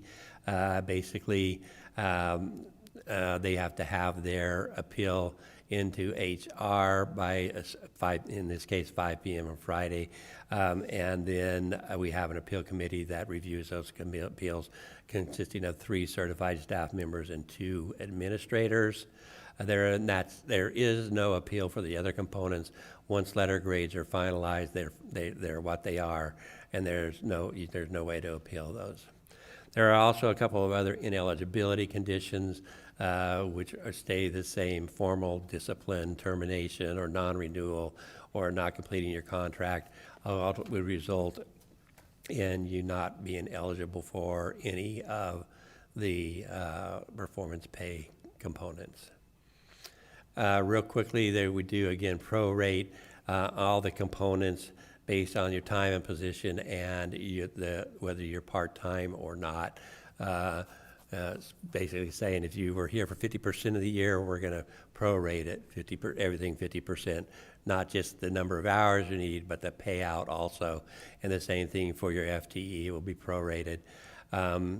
We do handle leave of absence here. If an employee is on FMLA or medical leave for 12 weeks, then there is no penalty for that. They're still eligible for 100%. And then if you go over that or you have other types of personal leaves of absence, we will count that against your time, the proportion of the year that you worked. We did have some other discussion at the committee this year, kind of motivated both by the committee itself as well as you, the board. We did look at PLC hours or components of professional learning committees to use in place of responsibility hours or in addition to also. We still believe that there is some potential for using these things. However, we looked at 2 other models and 2 other districts and found the components a little bit onerous to track, and most of the tracking would fall to the principals. And we would like another chance to take another look at that. We'll reevaluate this next year to see if we can incorporate a PLC component into the plan in the future. We did also look at some internal measures for the student performance component instead of using letter grades. We started by looking at our NWEA assessments and seeing how well that correlates to the state assessment. For fiscal year 25, it wasn't great, and they did re-level those assessments, and we do think they're going to be better, and we are now more familiar with those assessments, and we think they're going to be better in the future. So we'll continue to look at that correlation to see if it might be a good substitute that might be as good as using the state assessment in place instead of and replacing the state assessment, so we could pay that component out earlier. And the additional issue around that, of course, with letter grades is that it does result in the second payment, and that's something we're trying to avoid. However, it's not something necessarily considered negative by many of the teachers to get that second payment the next fall. that's pretty much where we came out with the plan. We won't take any questions. Otherwise, we'll bring this back for approval at the next board meeting. Ms. Simchek? Thank you. Is the definition of PD hours something that we can negotiate, such as, like, I know there's the 10 hours that I understand we went from 20 to 10. I think that's great. But we have a lot of special ed teachers who work so many hours outside of their schedules doing IEPs. And I had brought this up before, but I'm wondering if that's something that we can negotiate with our special ed teachers so that we can kind of assist them with that they could use those hours when they're writing the IEPs as that PD time. President Carver, Ms. Simicek, in a sense, they're kind of all a little bit negotiable. However, we do include in the plan some opportunities or options for teachers to use, and we have had specific discussion on IEPs and both the writing of IEPs and IEP meetings, and the committee said, look, in general, if you own that IEP and then you also own the IEP meeting, that's part of your job. It's not additional hours. However, if you're asked to join an IEP meeting as another teacher or a content area teacher, then they could count those as hours. But I would say in general, and I hope this answers your question, all of those are kind of in discussion with the principal, and we try to give the recommended options to give the principals a baseline so there's some consistency. So if you are a teacher that gets called into the IEP meeting, are you saying we can discuss that, or that is currently they can use that for PD? I would say that we have said specifically in the plan that if you're a content area teacher that called in for support in the IEP, that you could use those hours. Okay. And our teachers are well aware of this, I'm hoping? President Carver, Ms. Simicek, I don't know where they are, but it is specifically stated in the plan. It is stated? Yes. Oh, okay. And then in regards, I don't know if this is time to ask that question, but in regards to that day after winter break, do I save that question for later? I know I'm just brought up the PD one because I saw it, but is that considered? President Carver, Ms. Simicek, PLC? no, that is not an option for these additional hours. It has to be hours they are not getting paid for. Sorry, I think that's for the next presentation. Okay. How can we go about, though, you said it can be done, it can be discussed. How can we go about having that conversation in regards to, these meetings are definitely before school, during prep time, or after school. So it's definitely outside of regular school hours, for sure. It was something that I had brought up, but I was, kind of told that wasn't an option. President Carver, Ms. Simicek, in general, those are discussions between the employee and the principal. All we do is we try to encourage there to be consistency in how we do allocate those. And to be quite honest with you, there's not 100% consistency. But again, the guidelines are outside your normal working, not part of your normal working, the normal work that you do as that employee, and not otherwise being paid to do that work. So you could talk to your principal about it? That's something you could, Sure. You would negotiate it with your principal? I believe so, yes. Wouldn't be a board? Okay, thank you. Mrs. Fisher? Just along those lines, I mean, I understand that all teachers have additional work. But when you're talking about a special education teacher and they have IEPs and whatnot, I mean, that technically is in their work, but that's a lot of extra time to attend those meetings, and then, parents call an additional meeting and they have, is there a cap? I mean, I get it, they're salaried, but is there a cap on how much expectation we can have on some of the teachers? And I only say it's not necessarily just special education, but It's not all teachers, the teacher positions, have the same additional duties. And because of that, that's why we have all the addendas and stuff like that. So like, you know, your PE teacher, he knows football, but we're gonna do an addenda for a football coach because we do not expect our PE teacher to coach football as part of his job. It's extra. But we don't offer that same courtesy to a teacher who maybe has a large volume of IEPs or other duties, or do we? I guess that's the question, or do we? So if they are FBLA sponsor, does some of that time count? I mean, I know they have addenda for that as well, but I mean, it's just that I'm trying to find a way, like Ms. Simchek, to just make it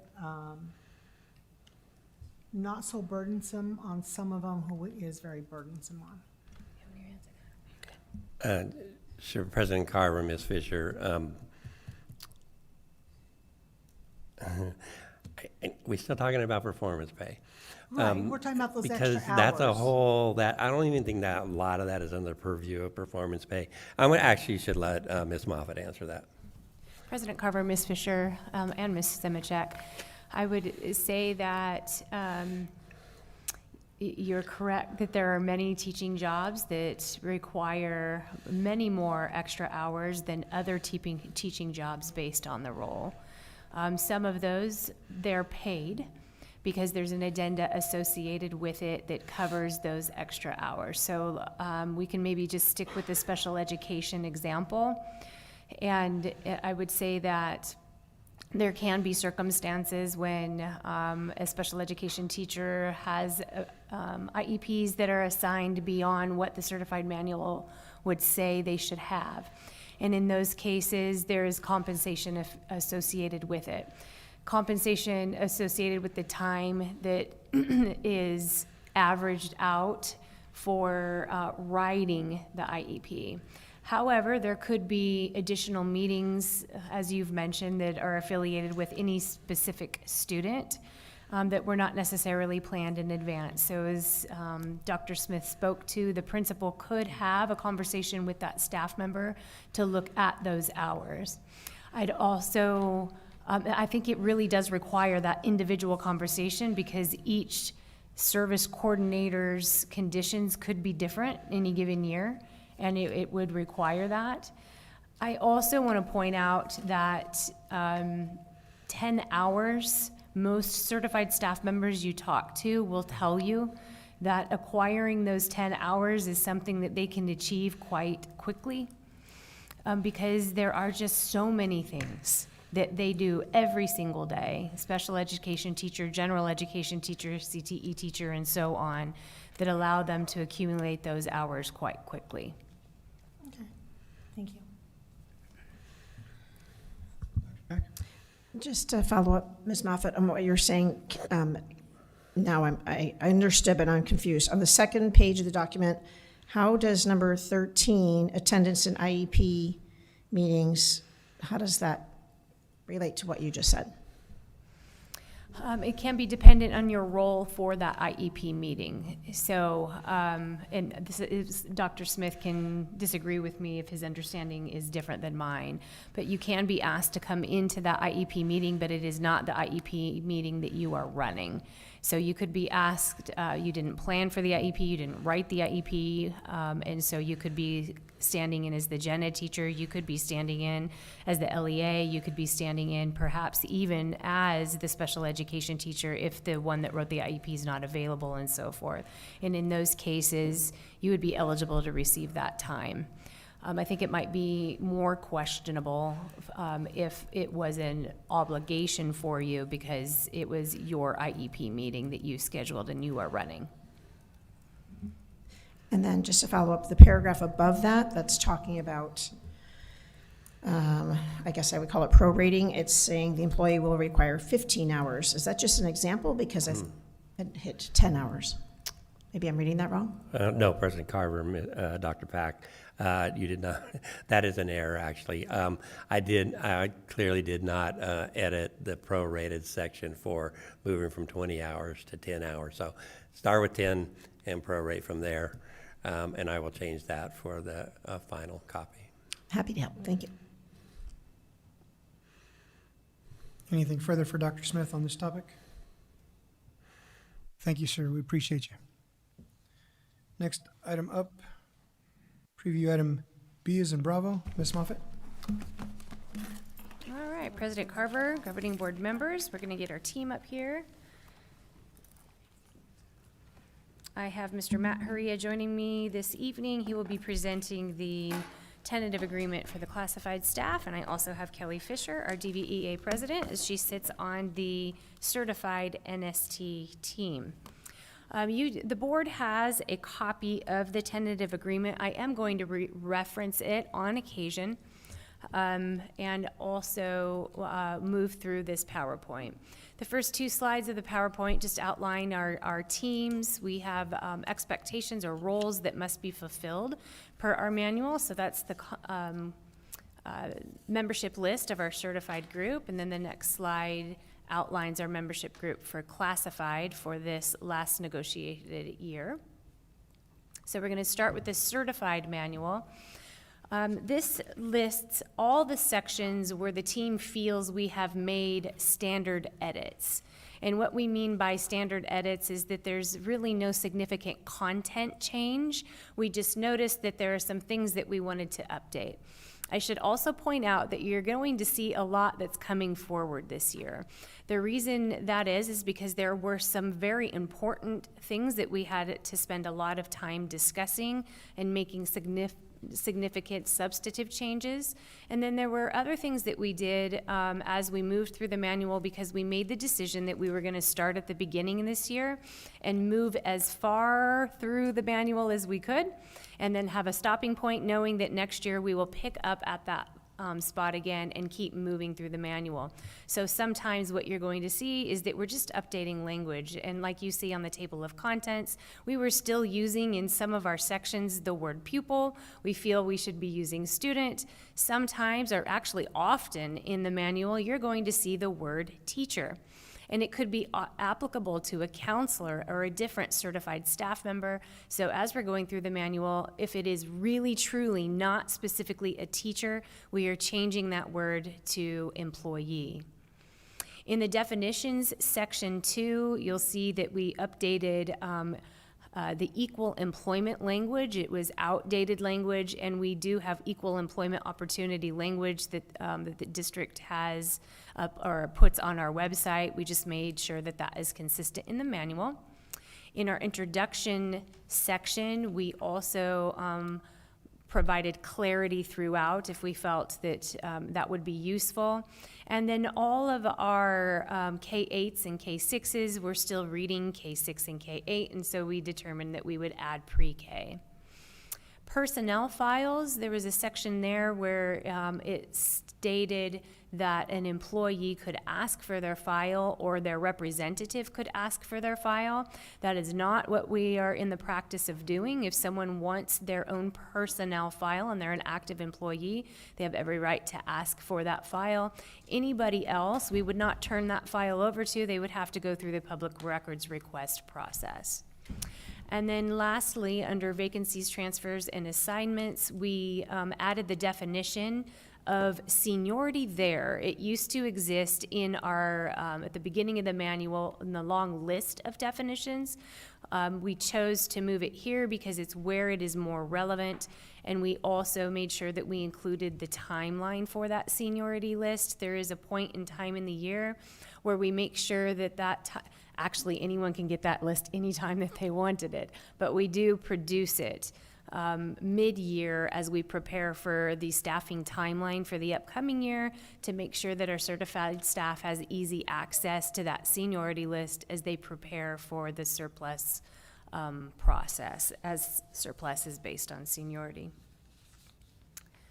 Okay. So moving into the sections where we felt there were changes that we really wanted to discuss with you or make sure that we pointed out those changes. This one is the dispute resolution process. So we did update simple things like IBERT. IBERT is very old language. It's interest-based resolution team. The board authorized this group many, many years ago to develop a new system, and that was the NST system instead of the interest-based resolution system. And so instead of NST, we use NRT, which stands for Negotiated Resolutions Team. This is the same grouping that will be utilized as someone moves through a dispute process. We did change the process. What is most different that we are recommending is that we are broadening the definition of representative. As you read the language now, it says that it must be a DVEA member. And there's nowhere else in our practice, district-wide, when the certified staff member has the right to representation, that it is only a DVEA member. So we felt it would be fair to allow an employee who wanted to bring a representative that was not a DVEA representative, that would be allowable here. Additionally, there is a section in the dispute resolution process that states that if the complaint has moved all the way up past, I believe, the superintendent level, that we would go to arbitration. Arbitration has not been utilized in well over a decade. There's also a financial cost to both DVEA and the district. And because we don't utilize that and are neither party's necessarily interested in the cost, we felt that it would be okay to remove that portion of this process. The other reason we felt that it would be appropriate to do so is that we have two policies that you might be familiar with. One is Governing Board Policy KEB, the other one is KEE. Both of those processes allow the public or actually employees to file concerns, one against employees and one against practices or processes. And dispute resolution falls into one of those two categories. So we felt that really the process should be mirrored, and the arbitration would not be part of that process. So instead, it would move from the superintendent level to the governing board if the complainant wanted to move that direction. And then moving into the next section, academic freedom. This one we felt was very old language, very, very old language, and we felt that really it should be simplified and it should point the employee to follow all governing board policies related to academic freedoms, as well as what law would outline in those in that particular category. So you see that in language. There's quite a bit of strikeout and updated language. Oh, I should also mention too, I think that's in bullet 2.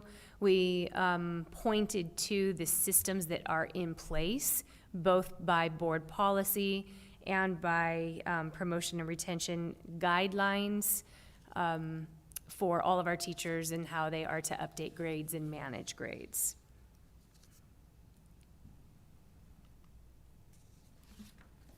And then section 5, you'll see that the title itself said pupil, so we updated that to instead say student. This section we just brought up to compliance with current practices, so it reflect practice and accountability for student behavior management, our RTIB processes, and what ALS has in place for all of our students. We provided clarification, again, in any language where we felt it was lacking, and we emphasized the timeline and availability of the sites based on behavioral guidelines and changes. In other words, we do have committees that are in place to always be reviewing how we're managing our students, what our discipline processes look like. If there were to be a site-based change, that the staff would be notified before implementation, and certainly if the changes were made in the spring, that all staff would be notified before the school year begins. And then the next section is improvement of instruction and employee evaluation. So this one might require a little bit more explanation because the reason this section was addressed this year is because we did have a subcommittee. If you remember in a couple of the updates I provided to you, some information about our RIF committee. And we have, it's important to state that we have no intention of riffing. We are not in the position of needing to riff. However, we are obligated to have a process that is compliant with the law. And so the team came together this last year, developed a rubric, and because that process is going into effect next year, not because we're going to riff, just because we have to have it in place, it does cause some changes in this section. So while we were reviewing this section, we also made sure that we updated language as we moved through it. What Kelly often hears, and we hear as well, is that the certified staff who are not teachers would like us to begin to move through the manual and, when applicable, put information in that would be supportive or helpful to them as well. So you'll see in this section that we have added information for our other professional staff. We have two different evaluation tools, the ESPIS and the TEPIS. So that would be specifically for our teachers who have classroom instruction as an expectation and those who are more program managers. So you'll see that in this area. Let's see, what else do we have in there? Oh yes, mirror of current state definitions. So we still had words like novice, and we changed those to probationary because that's now what is outlined in statute. And then we also have language on that bottom bullet that you see there on the PowerPoint presentation, is that all of our evaluators will need to conduct at least one observation early in the year so that they can complete a mid-year performance rating. So we will be adding a mid-year performance rating document in the evaluation tool that will allow our evaluators to have a conversation with our certified staff on how they are doing in the at a mid-year check. So in other words, they're going to be receiving a performance rating at that point in time. That performance rating will be necessary if it would if we were ever in a position where we needed to RIF. That performance rating at that point in time is what would be utilized as part of that consideration. So this section has been updated to be compliant with that. And then we do have a section that's very brief, actually, on reduction in force. And it's been there for a long while, and so we have just updated it to reflect the new process. However, the whole process is not outlined in that section. Because really what it's doing is just pointing to the fact that there is a process. And so what we did instead, considering that rubric could change, we attached it to the appendix. So you'll see there when you read through the RIF section that we've just really provided some clarity in the language and that it points to the appendix where the rubric can be found.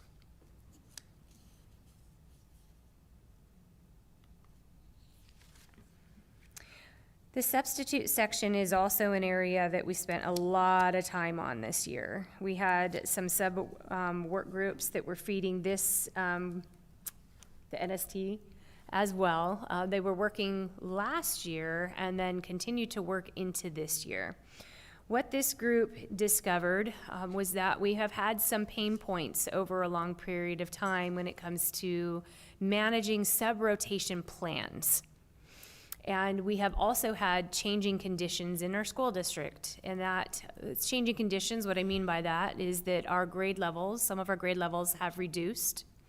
And so we used to have a practice in place where a campus could choose, so we'll go with a second grade team. A second grade team could choose to split kids or go on sub-rotation or not get a substitute and instead split kids.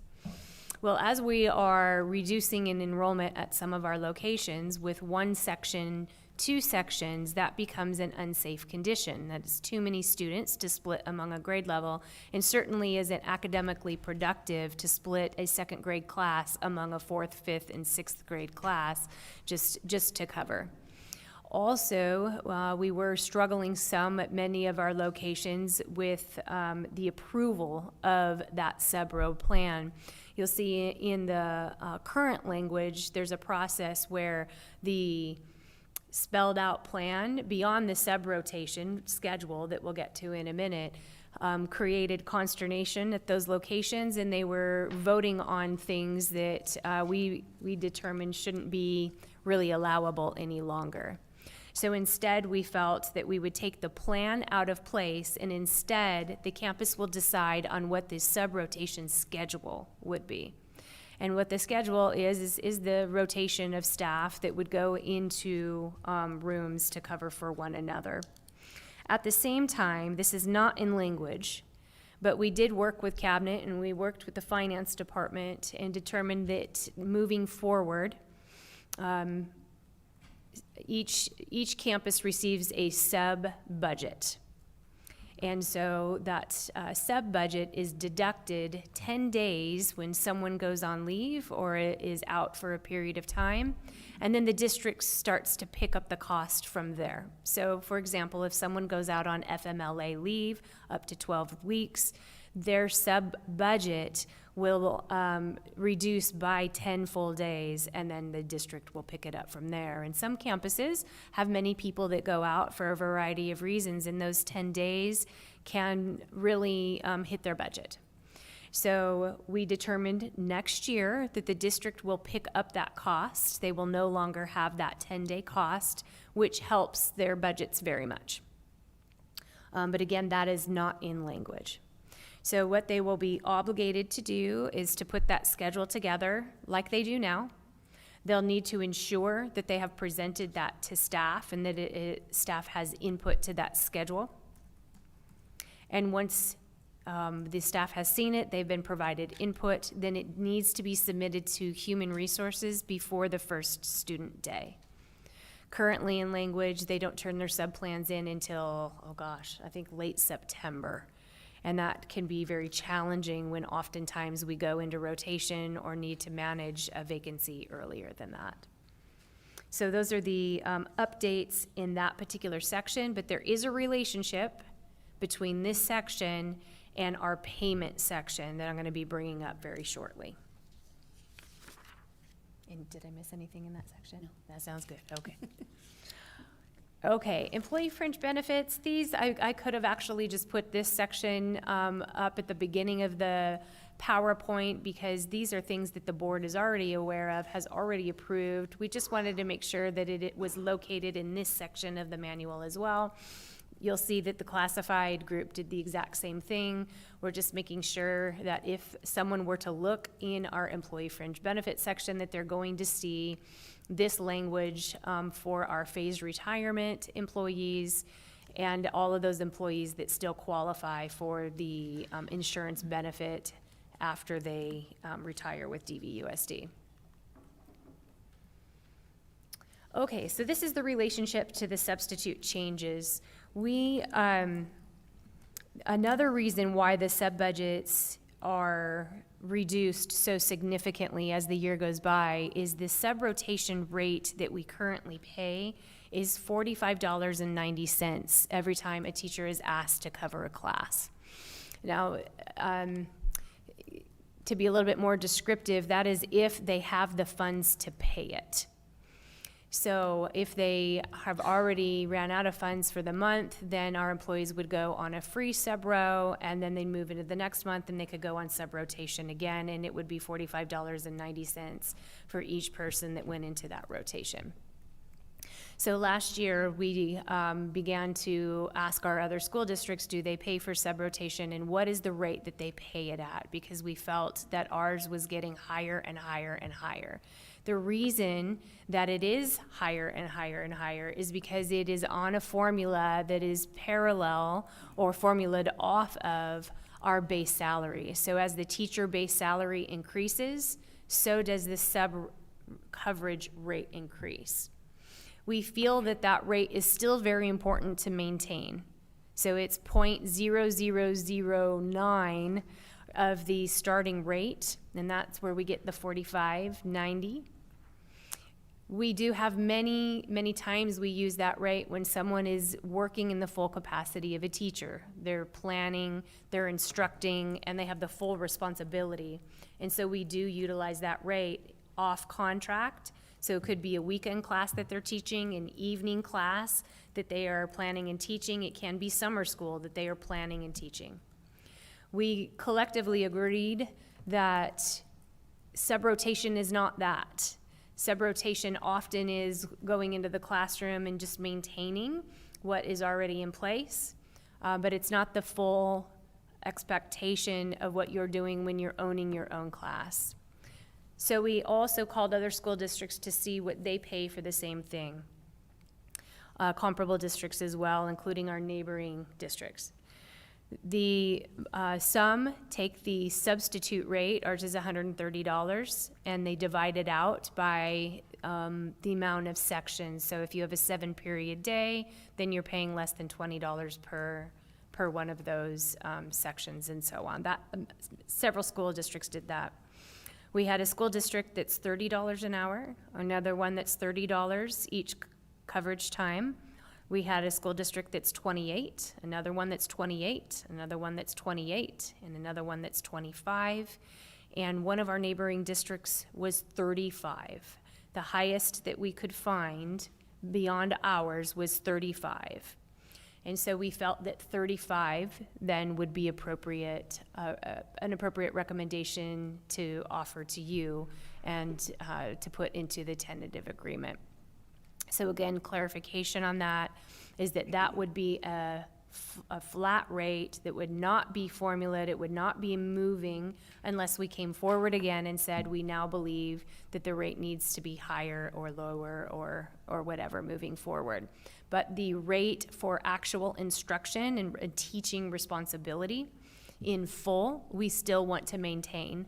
So that's why you still see that first bullet up there. We don't want to get rid of that formula. If I have a question, do I ask now or do I wait? That is the last portion of the certified side, so this would be a good time to ask a question for certified. Thank you. Just to make sure I understand, the $35 per hour, is that going to get rid of the 0.0009?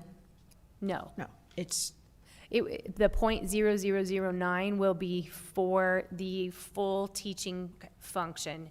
It's not going away. We still find it to be very useful and appropriate for that complete function, but not appropriate for sub-rotation.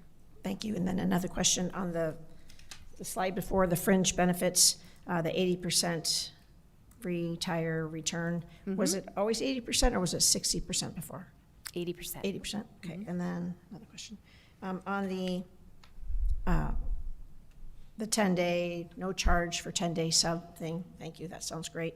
I'm wondering what my fellow board members think about my idea about all certified district office employees on a rotating sub list to cut down on sub money and to keep them more connected. Does anybody have any thoughts on that? Is that something that's, I know sometimes when there's I think it was termed a fire, they come in and help, but if it was something where, because certified staff are still certified teachers, if they jumped in once a year, that would actually keep them connected and maybe keep the cost down. I don't know, has that ever been done? Any thoughts? We have never had a formalized rotation like you're suggesting, but you are correct. I think maybe because we've discussed this just a little bit in the past, I don't remember what brought it up, but yes, in certain circumstances we deploy, and some departments are out on the field on a daily basis because there are some areas that are in great need, but never a formalized rotation. Okay. And then my final question, where did you stop on this document that you were talking about doing some chunks and doing, which Roman numeral did you stop at? It's an excellent question. Where did we pause? Hold on. We did that section. Yeah. We did that. I think page, Now you'll see that we went to many other sections in the manual because we felt we had to because Right. of the topic, right?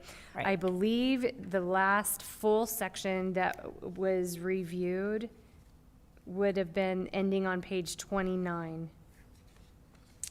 And then we would be moving through from there. Is that before, or since I don't have the full document, is that before or after, Roman numeral 13, professional staff time schedules? Before.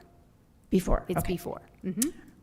So if I could just throw out when you do the next chunk of review, the professional staff time schedules, we've had educators come and speak how they have no time to prep. I assume that situation is in that paragraph? It is in that paragraph, and it is already on our list for next year. Okay. Yep. Thank you. As a unique category, not only because we want to get through the whole manual, but it is separated out as a unique category to discuss. Okay, thank you. Anything further at this point for Ms. Moffitt before she continues? No? Thank you. Okay. President Carver, members of the board, Dr. Finch. Now we move into the classified section of our show. And I had Carrie Knudsen, who I don't see right now, but she was part of our team. And much like the certified side, we had a bunch of standard edits. And those edits were obviously in the table of contents, some of the definitions, the introduction, and then just some general language cleanup, and gave some examples that update language to add current processes such as changing pupil to student and MTSSB processes. And then, of course, our new electronic evaluation process. We've updated some of the language in the manual for that. We did change wording throughout because we found that sometimes it just said supervisor, sometimes it just said administrator, and obviously depending on the department, it may be an administrator, it may be a supervisor, so we wanted to make sure that that language read throughout in that section for supervisor/administrator. For the dispute resolution process, like Mrs. Moffitt said, it is very much the same. We wanted to match board policy. We did, again, talking with DeVespa, and on our side of it, it's a much smaller organization, so they were not interested in footing a bill for an impartial advisory arbitration, so they were very much in favor of removing that language and having that go to the governing board. In terms of sections 9 through 10, we noticed there was not a section for dismissal, for due process and for a definition for that, as well as just clarifying languages for their due process. It was just cleaning up some of the language in regards to what exactly they faced in terms of step ones for written record of a verbal warning, a written warning, so on and so forth. The DeVespa had asked for in the RIF section. Our RIF section was not as robust as the certified manual because the employees in the classified side of it are at-will employees, so it's a different process. But they wanted a definition of what a recall meant because they wanted more clarity of what recall meant for their group. So we added that definition. In terms of sections 11 through 17, we again updated language, changing non-related job duties. I wanted to pay particular attention to this section. There was old language in the manual that basically stated, and this was because prior to our classified employees all being required to have an IVP fingerprint clearance card, you could not be alone with students if you did not have an IVP fingerprint clearance card. But we had made that decision as a district that all of our classified employees are required to have an IVP. And so there are certain situations, especially we saw this during COVID, in which a classified employee may be asked to have supervision of students, but they cannot deliver curriculum. So they may be in a classroom just for supervision purposes, but they cannot deliver curriculum. We'll see this a lot in our special education sections, especially with paraprofessionals, and again, emphasizing the fact that they have the IVP fingerprint clearance cards, which do allow them to be with the students. And then, of course, it was made us chuckle as a team. There was a section in the absence reporting line where you actually phoned in to the substitute specialist and had them, you called your absence off to them. We hadn't used that process in years. So again, updating the process to match what we currently have.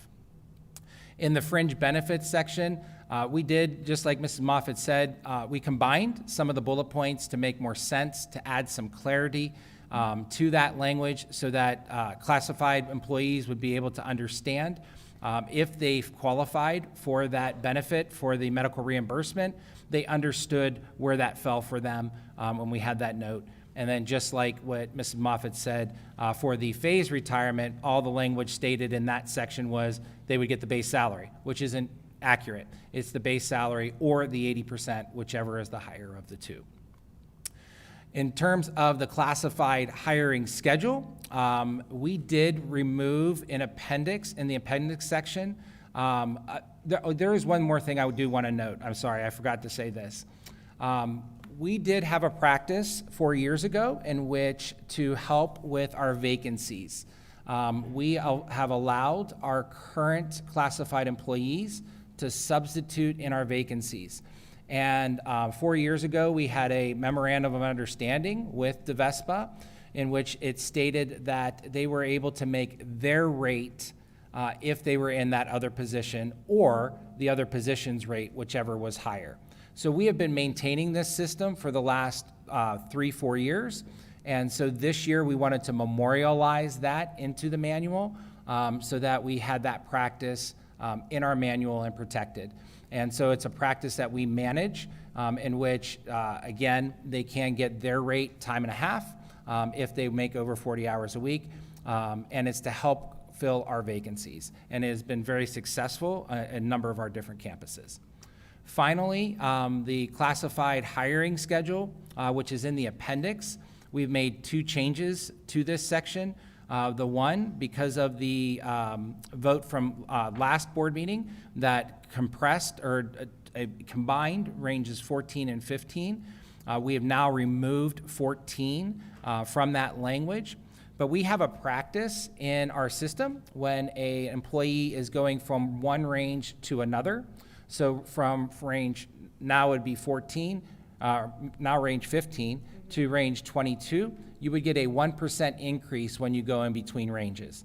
And then from range 22 or 23 on up, it's a 2% increase. And so we wanted to make sure that we clarified our language and had it now just the 15 through the 22.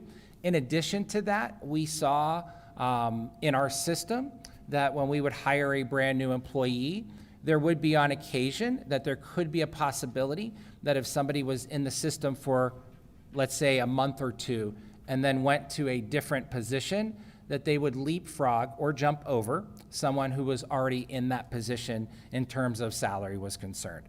So we talked with DeVespa on this situation and issue, and came to the agreement that we would say that that employee would have to complete 1 calendar year in order to then qualify for that percentage increase. If they did not complete 1 calendar year, if they were to move from ranges, they would just get the base pay of that range. So we wanted to make sure that we were being fair to our existing employees as well as those that are moving from position to position. If they've been here for over a year, we are following what our current practices are. And so those were the, just like what Ms. Moffett stated, we didn't make it through the whole manual. We did jump around some sections just because of the fact that we wanted to make sure we got these changes in there. And we wanted to ensure that we updated as much as we could with our language. And you'll see there was even some language in there that said the transportation department will have a secured mailbox, which don't know why that was in there. Ask the transportation department. They had no reason why either, because all of our employees have the right to have a mailbox or an area where there is mail that's delivered to them. So ready for any questions that you might have. Any questions on this topic? I have a question. Yes, Dr. Beck. And I'm not sure if this relates to what you were talking about, the 1 year, but if a paraprofessional gets hired and works with the SCORE kiddos. If I understand, that position is paid more than just a regular paraprofessional. If that person is hired in SCORE and then, for whatever reason, doesn't stay in SCORE and goes to a regular paraprofessional position, do they take their higher SCORE pay with them? Yeah, President Carver, Dr. Pack, that's a great question. And the answer would be no. So it is a behavior tech position that is for our peer and our SCORE programs. And so that is a higher pay range than our paraprofessionals. So anytime an employee is going from one range to another, they either get an increase or decrease based on that range. And if that decrease were to go below what a paraprofessional's range would be, then they would get the base pay of that range. So if that decrease would drop them below $16.37 an hour, they would get the $16.37 an hour. Thank you. Anything else? Thank you, Mr. Huya. Appreciate you. Next up, we have Ms. Mock for all those beautiful policies that we tabled last meeting.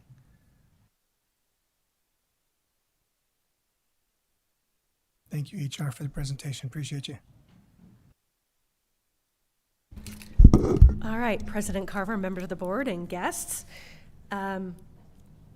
Although I was far more prepared for this presentation 2 weeks ago, I'm absolutely not upset at tabling 13 policies at approximately 11 p.m. So we will review them this evening with just as much zeal as we would have 2 weeks ago. We've got 13 policies here. They're mostly related to budget. So it's very timely. Some of these policies were actually from Arizona School Boards Association back in May of last year from these policy updates. And what I like about these policy updates in general is you will see the 13 policies listed. We will have far fewer policies by the time we go through this presentation. There will actually be, what ASBA is doing with a lot of these is combining them. So if I had a policy that maybe had one paragraph and another policy that's closely related that had maybe 1 to 2 paragraphs, they're combining them into one to more comprehensive policies. And so we just have our standard language. We didn't, we just copied this from the last meeting, so we'll actually bring these for approval at the second meeting in May, being previewed here this evening. We're going to start with policy DB, annual budget. For the most part, this policy is not changing. It is incorporating language from DBC and DICA. And it is important to note that then once that language is incorporated into the policy, those policies, DB, DBC, and DICA will be recommended for deletion. We already did not have a DBC, so if you're looking for that in our current policies on ASBA, it was not there. But we are including that language in the from the policy update into our policy DB for budgets. A lot of the other cleanup on these policies that is happening are changed titles that make more sense and subtitles. So if I had a policy previously that was annual budget and schedule and a policy that was preparation and planning, format, and posting, that is all now going into annual budget with the sub headings for those items. So there are no major changes to the policy other than incorporating what we previously did not have with DBCA, budget planning, preparation, and schedules. By the way, we're still held to the same schedules that are in statute, whether we have them in policy or not. So we didn't have that policy, but it did not prevent us from having to follow those rules. DBF, budget hearings, reviews, and adoption process. This is similar as well, where we are taking policy DBF and incorporating paragraphs from DBI into DBF under the heading implementation. And so the title was updated, or is going to be updated, to budget process, adoption, and implementation. And then we'll see later when we review DBI that it's recommended to be removed from the manual. So again, combining DBI and DBF into one policy under the heading DBF. And so here's DBI, budget implementation. Just a recap of what we saw in the previous policy advisory. Language from DBI is incorporated to DVF. The recommendation is to remove DBI from the manual. Policy DBJ, budget transfers. Again, we're recommending the policy advisory language, which is adding headings for clarity only. There's no substantial changes to the policy, and the title is updated to budget reconciliation and transfers. Policy DD, funding proposals, grants, sources, and special projects. We are also recommending the policy advisory for this policy as well. Language and policies DDA, funding sources outside the school system, and DEC, funding from federal tax sources, are being moved into policy DD. Our policy manual does not currently include policy DEC because it's regarding impact aid, and Deer Valley does not receive impact aid. However, it makes no difference if we include it in our policy. Again, it's one of those things that if it's something you qualify for and receive, the rules apply regardless of what's in your policy. So this will just allow us to keep the ASBA copyright on and not recommend any additional changes outside of that.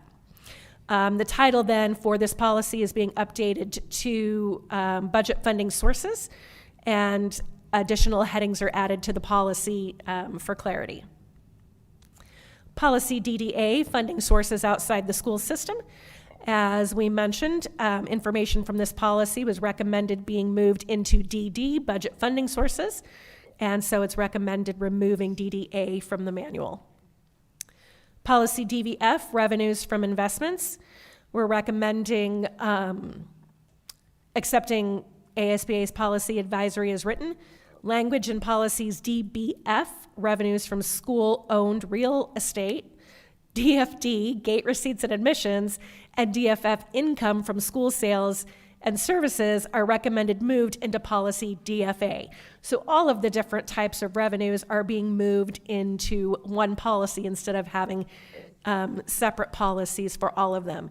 So this is a 4-for-1, whereas there are currently 4 policies for all of this language. It is being recommended to move them into DFA and to update the title to revenues and income. And then some of the compliancy language was expanded as well under the heading student activity income to assist districts. And just so we can clarify during this time as well, student activity income is specifically for fundraisers completed by students. It's money raised for students by students. All of the other types of revenue listed here, including gate receipts and admissions. It doesn't specifically talk about auxiliary, but those are separate types of funds. But it's putting all of that information into this one policy. Policy DFB, revenues from school-owned real estate. Administration is recommending the revision of policy DFB. Language from DFB was moved into DFA revenues, and it's recommended that policy DFB be removed from the manual. And information under student activities income was updated and career and technical education added to provide additional guidance, and that should be above in policy DFA. Policy DFD, gate receipts and admissions. We talked about that. This policy is recommended to be moved into DFA and recommended to remove this policy from the manual. Policy DFF, income from school sales and services. Again, this is one of the policies that's moved into DFA, revenues and income, and it's recommended that DFF be removed from the manual. And I do believe this is our last one for the evening, policy DG, banking, well, second to last. DG, banking services, recommended accepting the policy advisory as written. Language and policy DGA, authorized signers, is being moved into DG, and the title updated to banking services and authorized signer. Headings are added to the policy for clarity between the two different sections.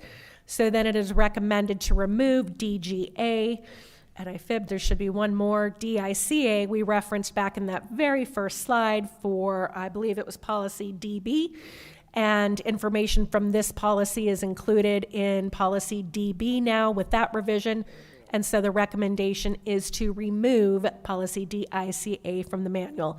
So I think we got rid of 7 or 8 out of the 13 from this. We had, I think, at least 2 where 4 policies were combined in one. But with that, I will take any questions. Questions from the board for Ms. Mock, Dr. Pack? Just one question on policy DFA. Are book fairs, is that a student activity or does that fall under that DFA? Dr. Pack, President Carver, book fairs are not student activities. I mentioned auxiliary operations, and so book fairs are typically auxiliary. And for Deer Valley Unified School District, that fund number is 526. Other districts, it would be 525. But it is not student activities. So does the book fair auxiliary fall under DFA? Hold on, let me get it back in front. Let me get the entire policy back in front of me. I don't think DFA specifically referenced auxiliary. Because you had said, I think you said gate receipts are auxiliary. Correct, they are. So that's why I was wondering if book fairs, since those are auxiliary, would be under DFA. It'll help me to have the entire policy in front of me.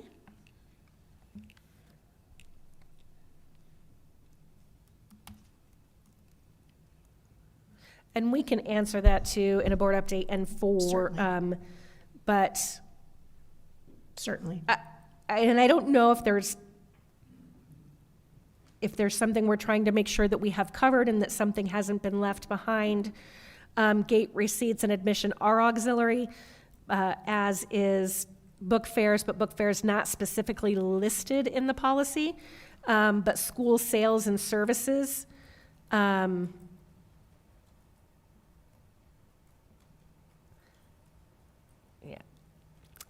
That's what made book fairs, school sales services.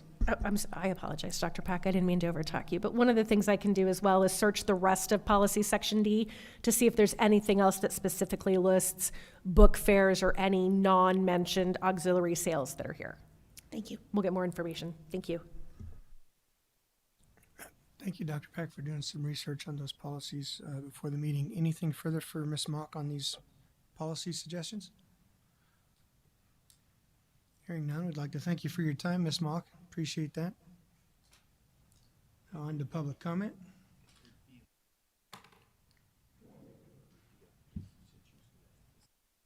Oh, yes, thank you for your your zeal with that, yes.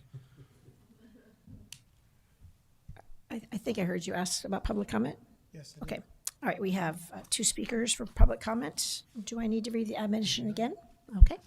All right, if I could have Caitlin Langston approach the microphone and Carrie Knutson after her. Please state your name before you speak.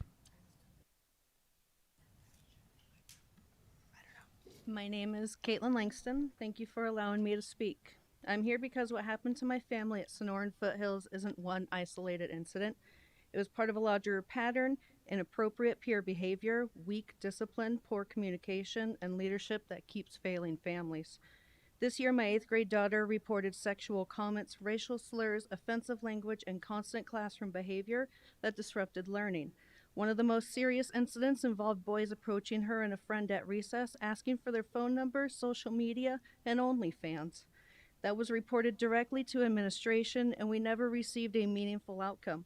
The fact that middle school students felt comfortable saying that to 13-year-olds should be treated as a serious warning. Instead, it was minimalized.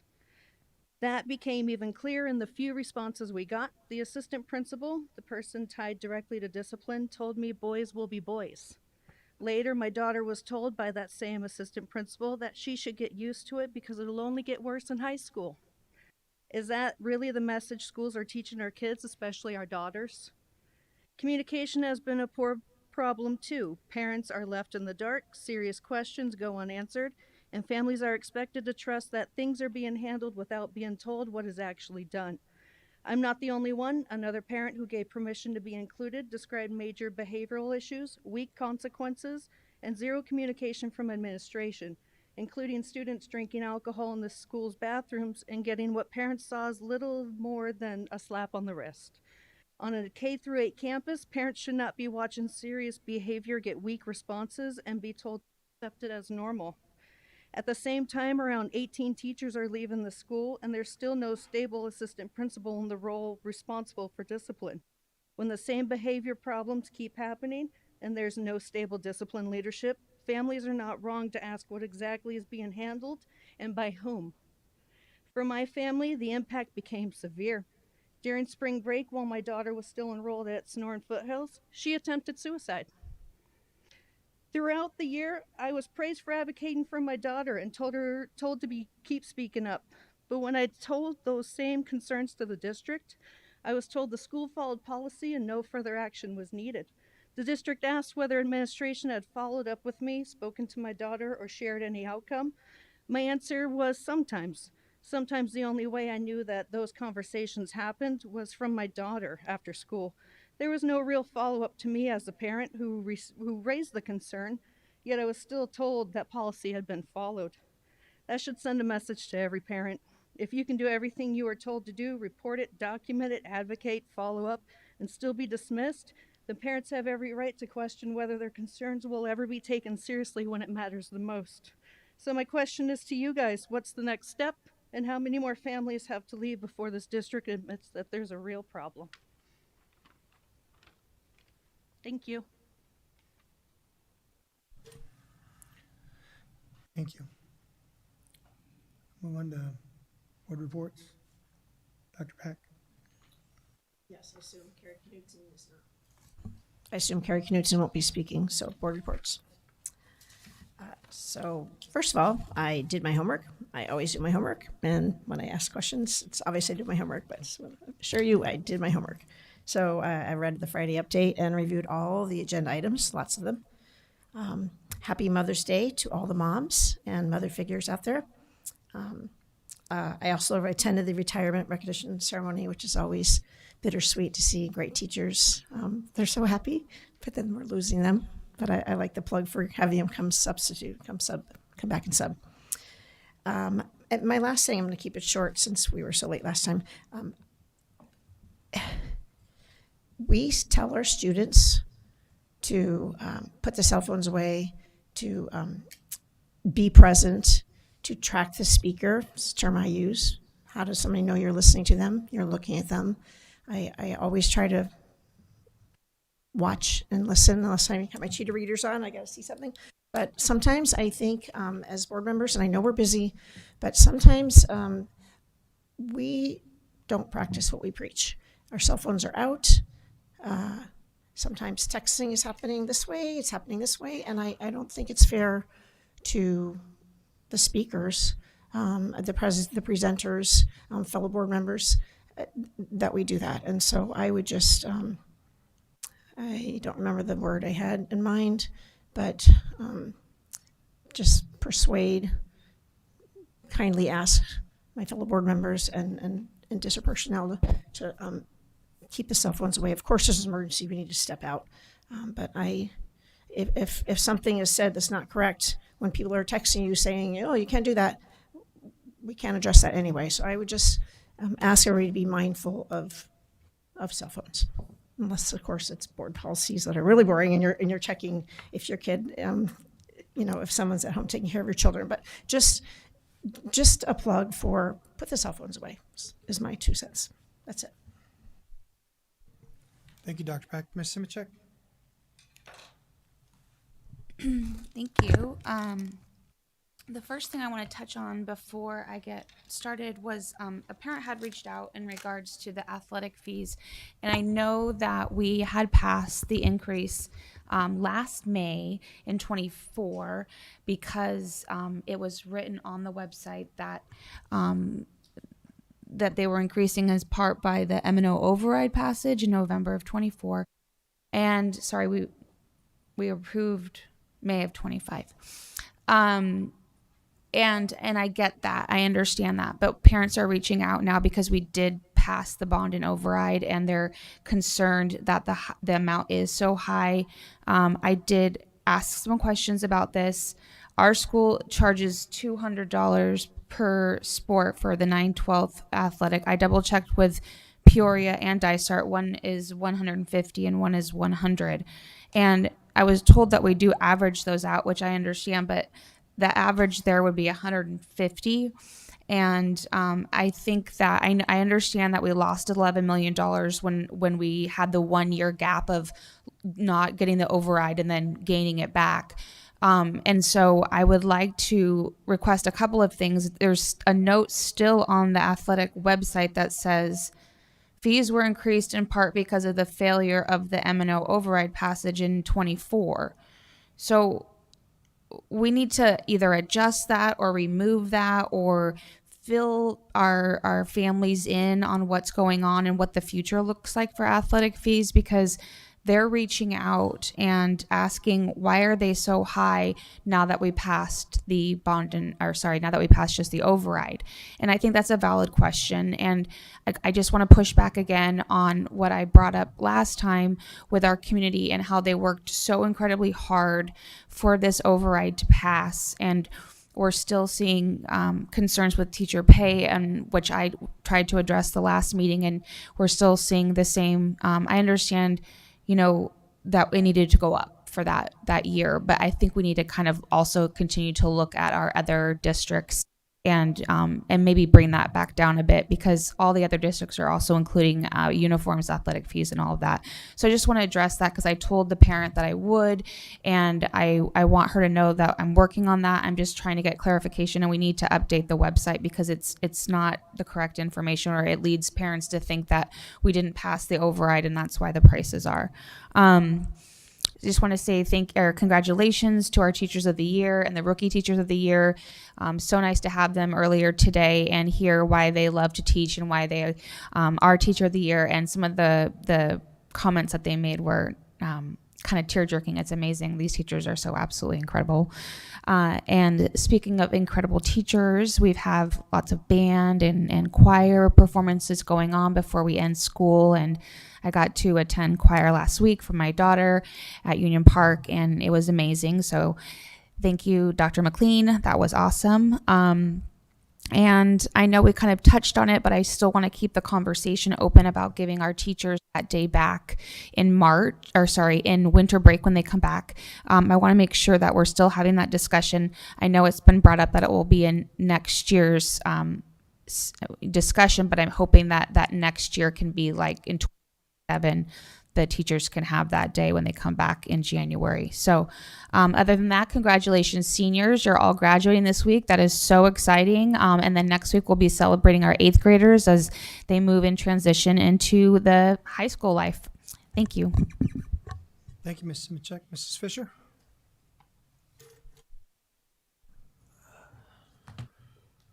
It's it is a busy time of the year, and it is a very happy time of the year, and I guess a kind of a sad one too, because the kids are starting a new life. The next step. I don't know. I cried at my kids' graduations, but I'm a crybaby, so that happens. But I do want to congratulate all of our students as they move on, and even our junior high kids who are going to be all grown up looking. I've been going over Arizona Revised Statutes, Title 15. And it's funny, I hear comments all the time, some, they drop comments, oh, I did this, I did that, I visit here, I did this there. I have boxes of awards that we received, or I received, gifts from every school. I visited every single school within my first year. It can be exciting to be a board member. It can be fun. I've had teachers I've had fabulous conversations with. I've had some that have been downright mean. We're all people. But when we're up here, we have a job to do. We have a job to do.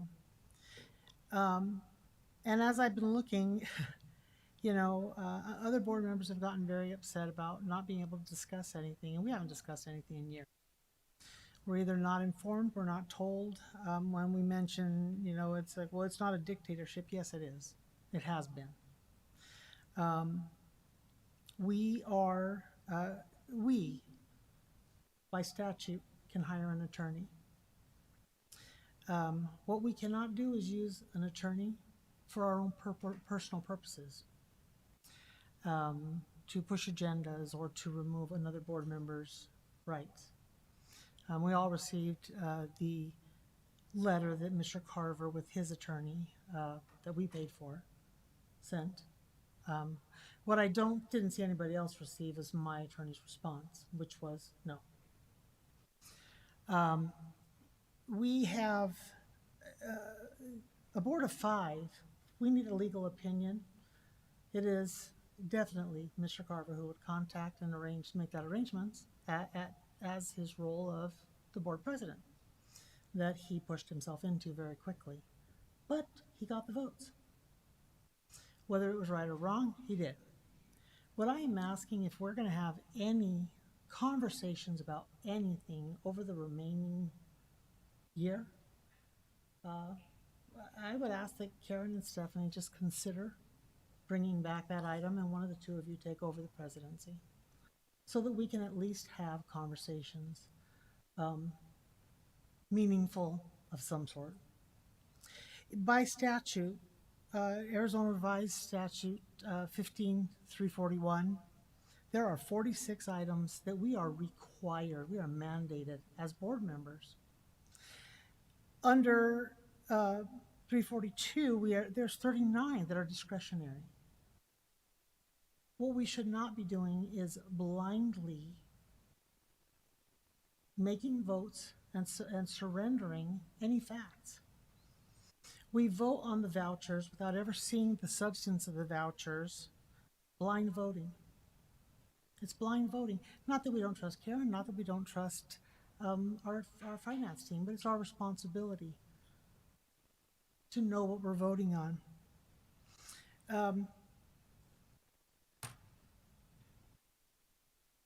Carrie was going to speak tonight. She was going to speak before. We've had others. But when we move it to the end of the night and she's got to be in school tomorrow, she's not going to hang around and wait. And the same applies to our parents.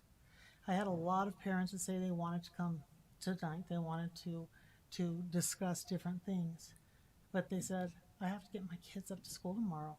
You guys don't even let us talk or be involved until middle of the night. This boardroom has always had our people right here. All of our people, because this is their boardroom. It is not ours. It is theirs. And they're always right here in front. And someone decided that it was not safe. There's been no threats. There's no substance. And made an arbitrary dictatorship decision to remove them. This board needs to do its job. We need to honor our people, which is the community. So I'll see you all at graduation. Thank you, Mrs. Fisher. A couple of things. April 29th, I participated in the Mountain Ridge High School Senior Awards ceremony. Senior class of Mountain Ridge High School pulled down $26 million worth of scholarships. It's something to be commended. As a district, we've pulled down over 70 the last 3 years. I'll be interested to see how the other totals pan out. May 4th, I went to the Mountain Ridge High School Bioscience and Engineering Capstone event where the students had on display their capstone projects, and we're doing presentations to anybody that wanted them to explain what it is that they were, what the project was about. It was really quite interesting to see the thought process that many of them had as to the projects that they came up with. Every project had to solve a problem, so if you ever get a chance to go see that, Ms. Rogers is doing an amazing job with the bioscience department. May 5th, I went to the Barry Goldwater High School Senior Awards ceremony, and they pulled down $5.7 million worth of scholarships, so congratulations, Bulldogs. And on May 7th, I was able to attend the DVUSD retirement celebration with Dr. Pack. We retired over 100 teachers this year, closer to 131, I believe was the last count that was shared with me. The teachers that were on hand for that celebration, I believe they counted over 2,000 years worth of experience. So for all the bluster and all the talk that we hear about what a terrible place this is and how many openings that we always have. Please keep in mind that if we have 400 openings at the end of a school year, we usually lose about 130 to 150 of them to retirement. Most of those folks are 20 to 35 years. Since Mrs. Fisher brought it up, I'll speak a little bit about the letter that was sent out to the board. I also need to bring it up so that it's a matter of public record in case it's necessary at some later date. But Mrs. Fisher has litigation in process against our superintendent's wife, Mrs. Finch. That being the case... That is false statement. Okay. My floor now. You had your time. It's a false statement. You will not say a false statement You're about cutting me. into my time, Mrs. Fisher. Anyway, so there was a letter that was drafted by our attorney seeking to just make sure that we protected the district because it would be reasonable for any human being to want to lash out when they lose a court case. And so the letter was sent to the board so that they would be aware. And the request was made of Mrs. Fisher to make sure that she checked herself anytime we voted on or had any conversations surrounding the superintendent to make sure that the district did not suffer any damage due to poor management of decision. Not that Mrs. Fisher would, but that's a letter that needs to go out in order to protect those things. And, you know, just to revisit on processes and policies, some of the board members may know, some of them may not know, but the seating arrangement in here has been here since I ran for office, which was 5 years ago now, and that supersedes anybody that's on this dais except one person. So if there's a problem with the seating arrangement, we could go back quite a ways to try to figure out why that exists. And as far as Mr. Carver's a dictator and he sneaks his way into everything, I am sure everybody heard me say several times tonight that the items that were on the agenda were due to the request of board members, not because Mr. Carver wanted it or because Mr. Carver didn't want it. My job, I encounter this in other hats that I wear in the community. My job as the board president is to facilitate a business meeting, not a Jerry Springer show, not anything else, but a business meeting. So if that's a problem for certain people, then I guess there are ways to remedy that, and we could make these meetings last until midnight again, like they did the previous years before I was the president. So that's all that I've really got for you. If anybody wants access to that recusal letter, I'm sure it's a foilable now that it's part of the district's information. Dr. Finch, it's all you. During our meeting, several of our teams were playing. Our OC girls softball lost 2-1, close one. I did receive today, I'll go off script here. I did receive my five repeat volleyball from the Sand Beach coach today as I was over doing my podcast. So that's in my office. I think I'm gonna need a bigger shelf. We're winning too much. OC boys baseball beat number 2, I believe, Castile tonight, and I think they play Hamilton again. They lost to Hamilton. They were up on Hamilton 7-1 in the 5th. Ended up losing 8-7 or 10-7, something like that. 11-7, 11-8. So they get to play them again. And so that's for the semis. And then tonight, volleyball beat number 6, Castile, 3-1 in indoor volleyball for men's. And so we play Mountain View, Mesa next in the semis as well. It's not a good day to be from Castile, evidently, if you're playing Deer Valley. So sorry, Castile. Didn't mean to do that on purpose, but we're picking on Castile today. Good job, O'Connor. The teacher prep program graduation is tomorrow in here. It'd be great if you come check it out. What's neat about that program, that was a brainchild of Growing Our Own from Dr. McCusker. That started it, 4 years ago now? And so we have about 160 students / teachers that are in that program and have completed it and or have completed it. So that's always exciting time. This room will be packed like the retirement. So it'll be packed to the gills. It'll be standing room only. So we'll come check that out. We had someone mentioned Rookies of the Year and Teachers of the Year this year. We also awarded our student art. And so make sure you sneak over there and take a peek. I think it's still over there, of the 5 pieces. Oh, they already took them? Oh, you're going to have to go look at Dr. Finch's Instagram because that's where they're at now. they'll be in the lobby for the next year. So next time you swing through, check them out. And those ones that are from last year will be put throughout the district office. So that happens when everybody's type A around here. Stuff gets picked up mid machine. We're too efficient. Teacher Appreciation Week was this week. Hopefully you saw a lot of that on social media this past week. And Nurses Day was on there as well last week. Exciting. The little update with middle school hoops. Our girls team from West Wing won our district title, then went over and spanked Dysart and Peoria and won the tri-district crown as well. So we've got this new program that we actually have their tournaments, and then we play the champions. And so both our boys and our girls won the championship. Norterra Canyon won the boys. So congratulations to the Deer Valley machine playing well. Last but not least, someone did mention that, and I just want to reemphasize it, a lot of the concerts are going on right now. I know Mr. Carver's been zooming around trying to catch them as well, Dr. Peck as well. So whenever you have a chance to zoom around and see all levels, we actually have them down to kindergarten. With little talent shows at a lot of the schools, and then the big kid performances are really worth watching. They're next level, and obviously the price is great. So get a chance to see our kids show up their skills with the microphone or dance. So come check it out. So again, graduation Thursday, sun up to sundown. It's gonna be a long day, but it's an exciting day at State Farm, and it should be. I was talking to you in my podcast today. We've interviewed 2 sets of triplets. Be on the next podcast. And they're all seniors. 3 girls from O'Connor and 3 boys from Boulder Creek.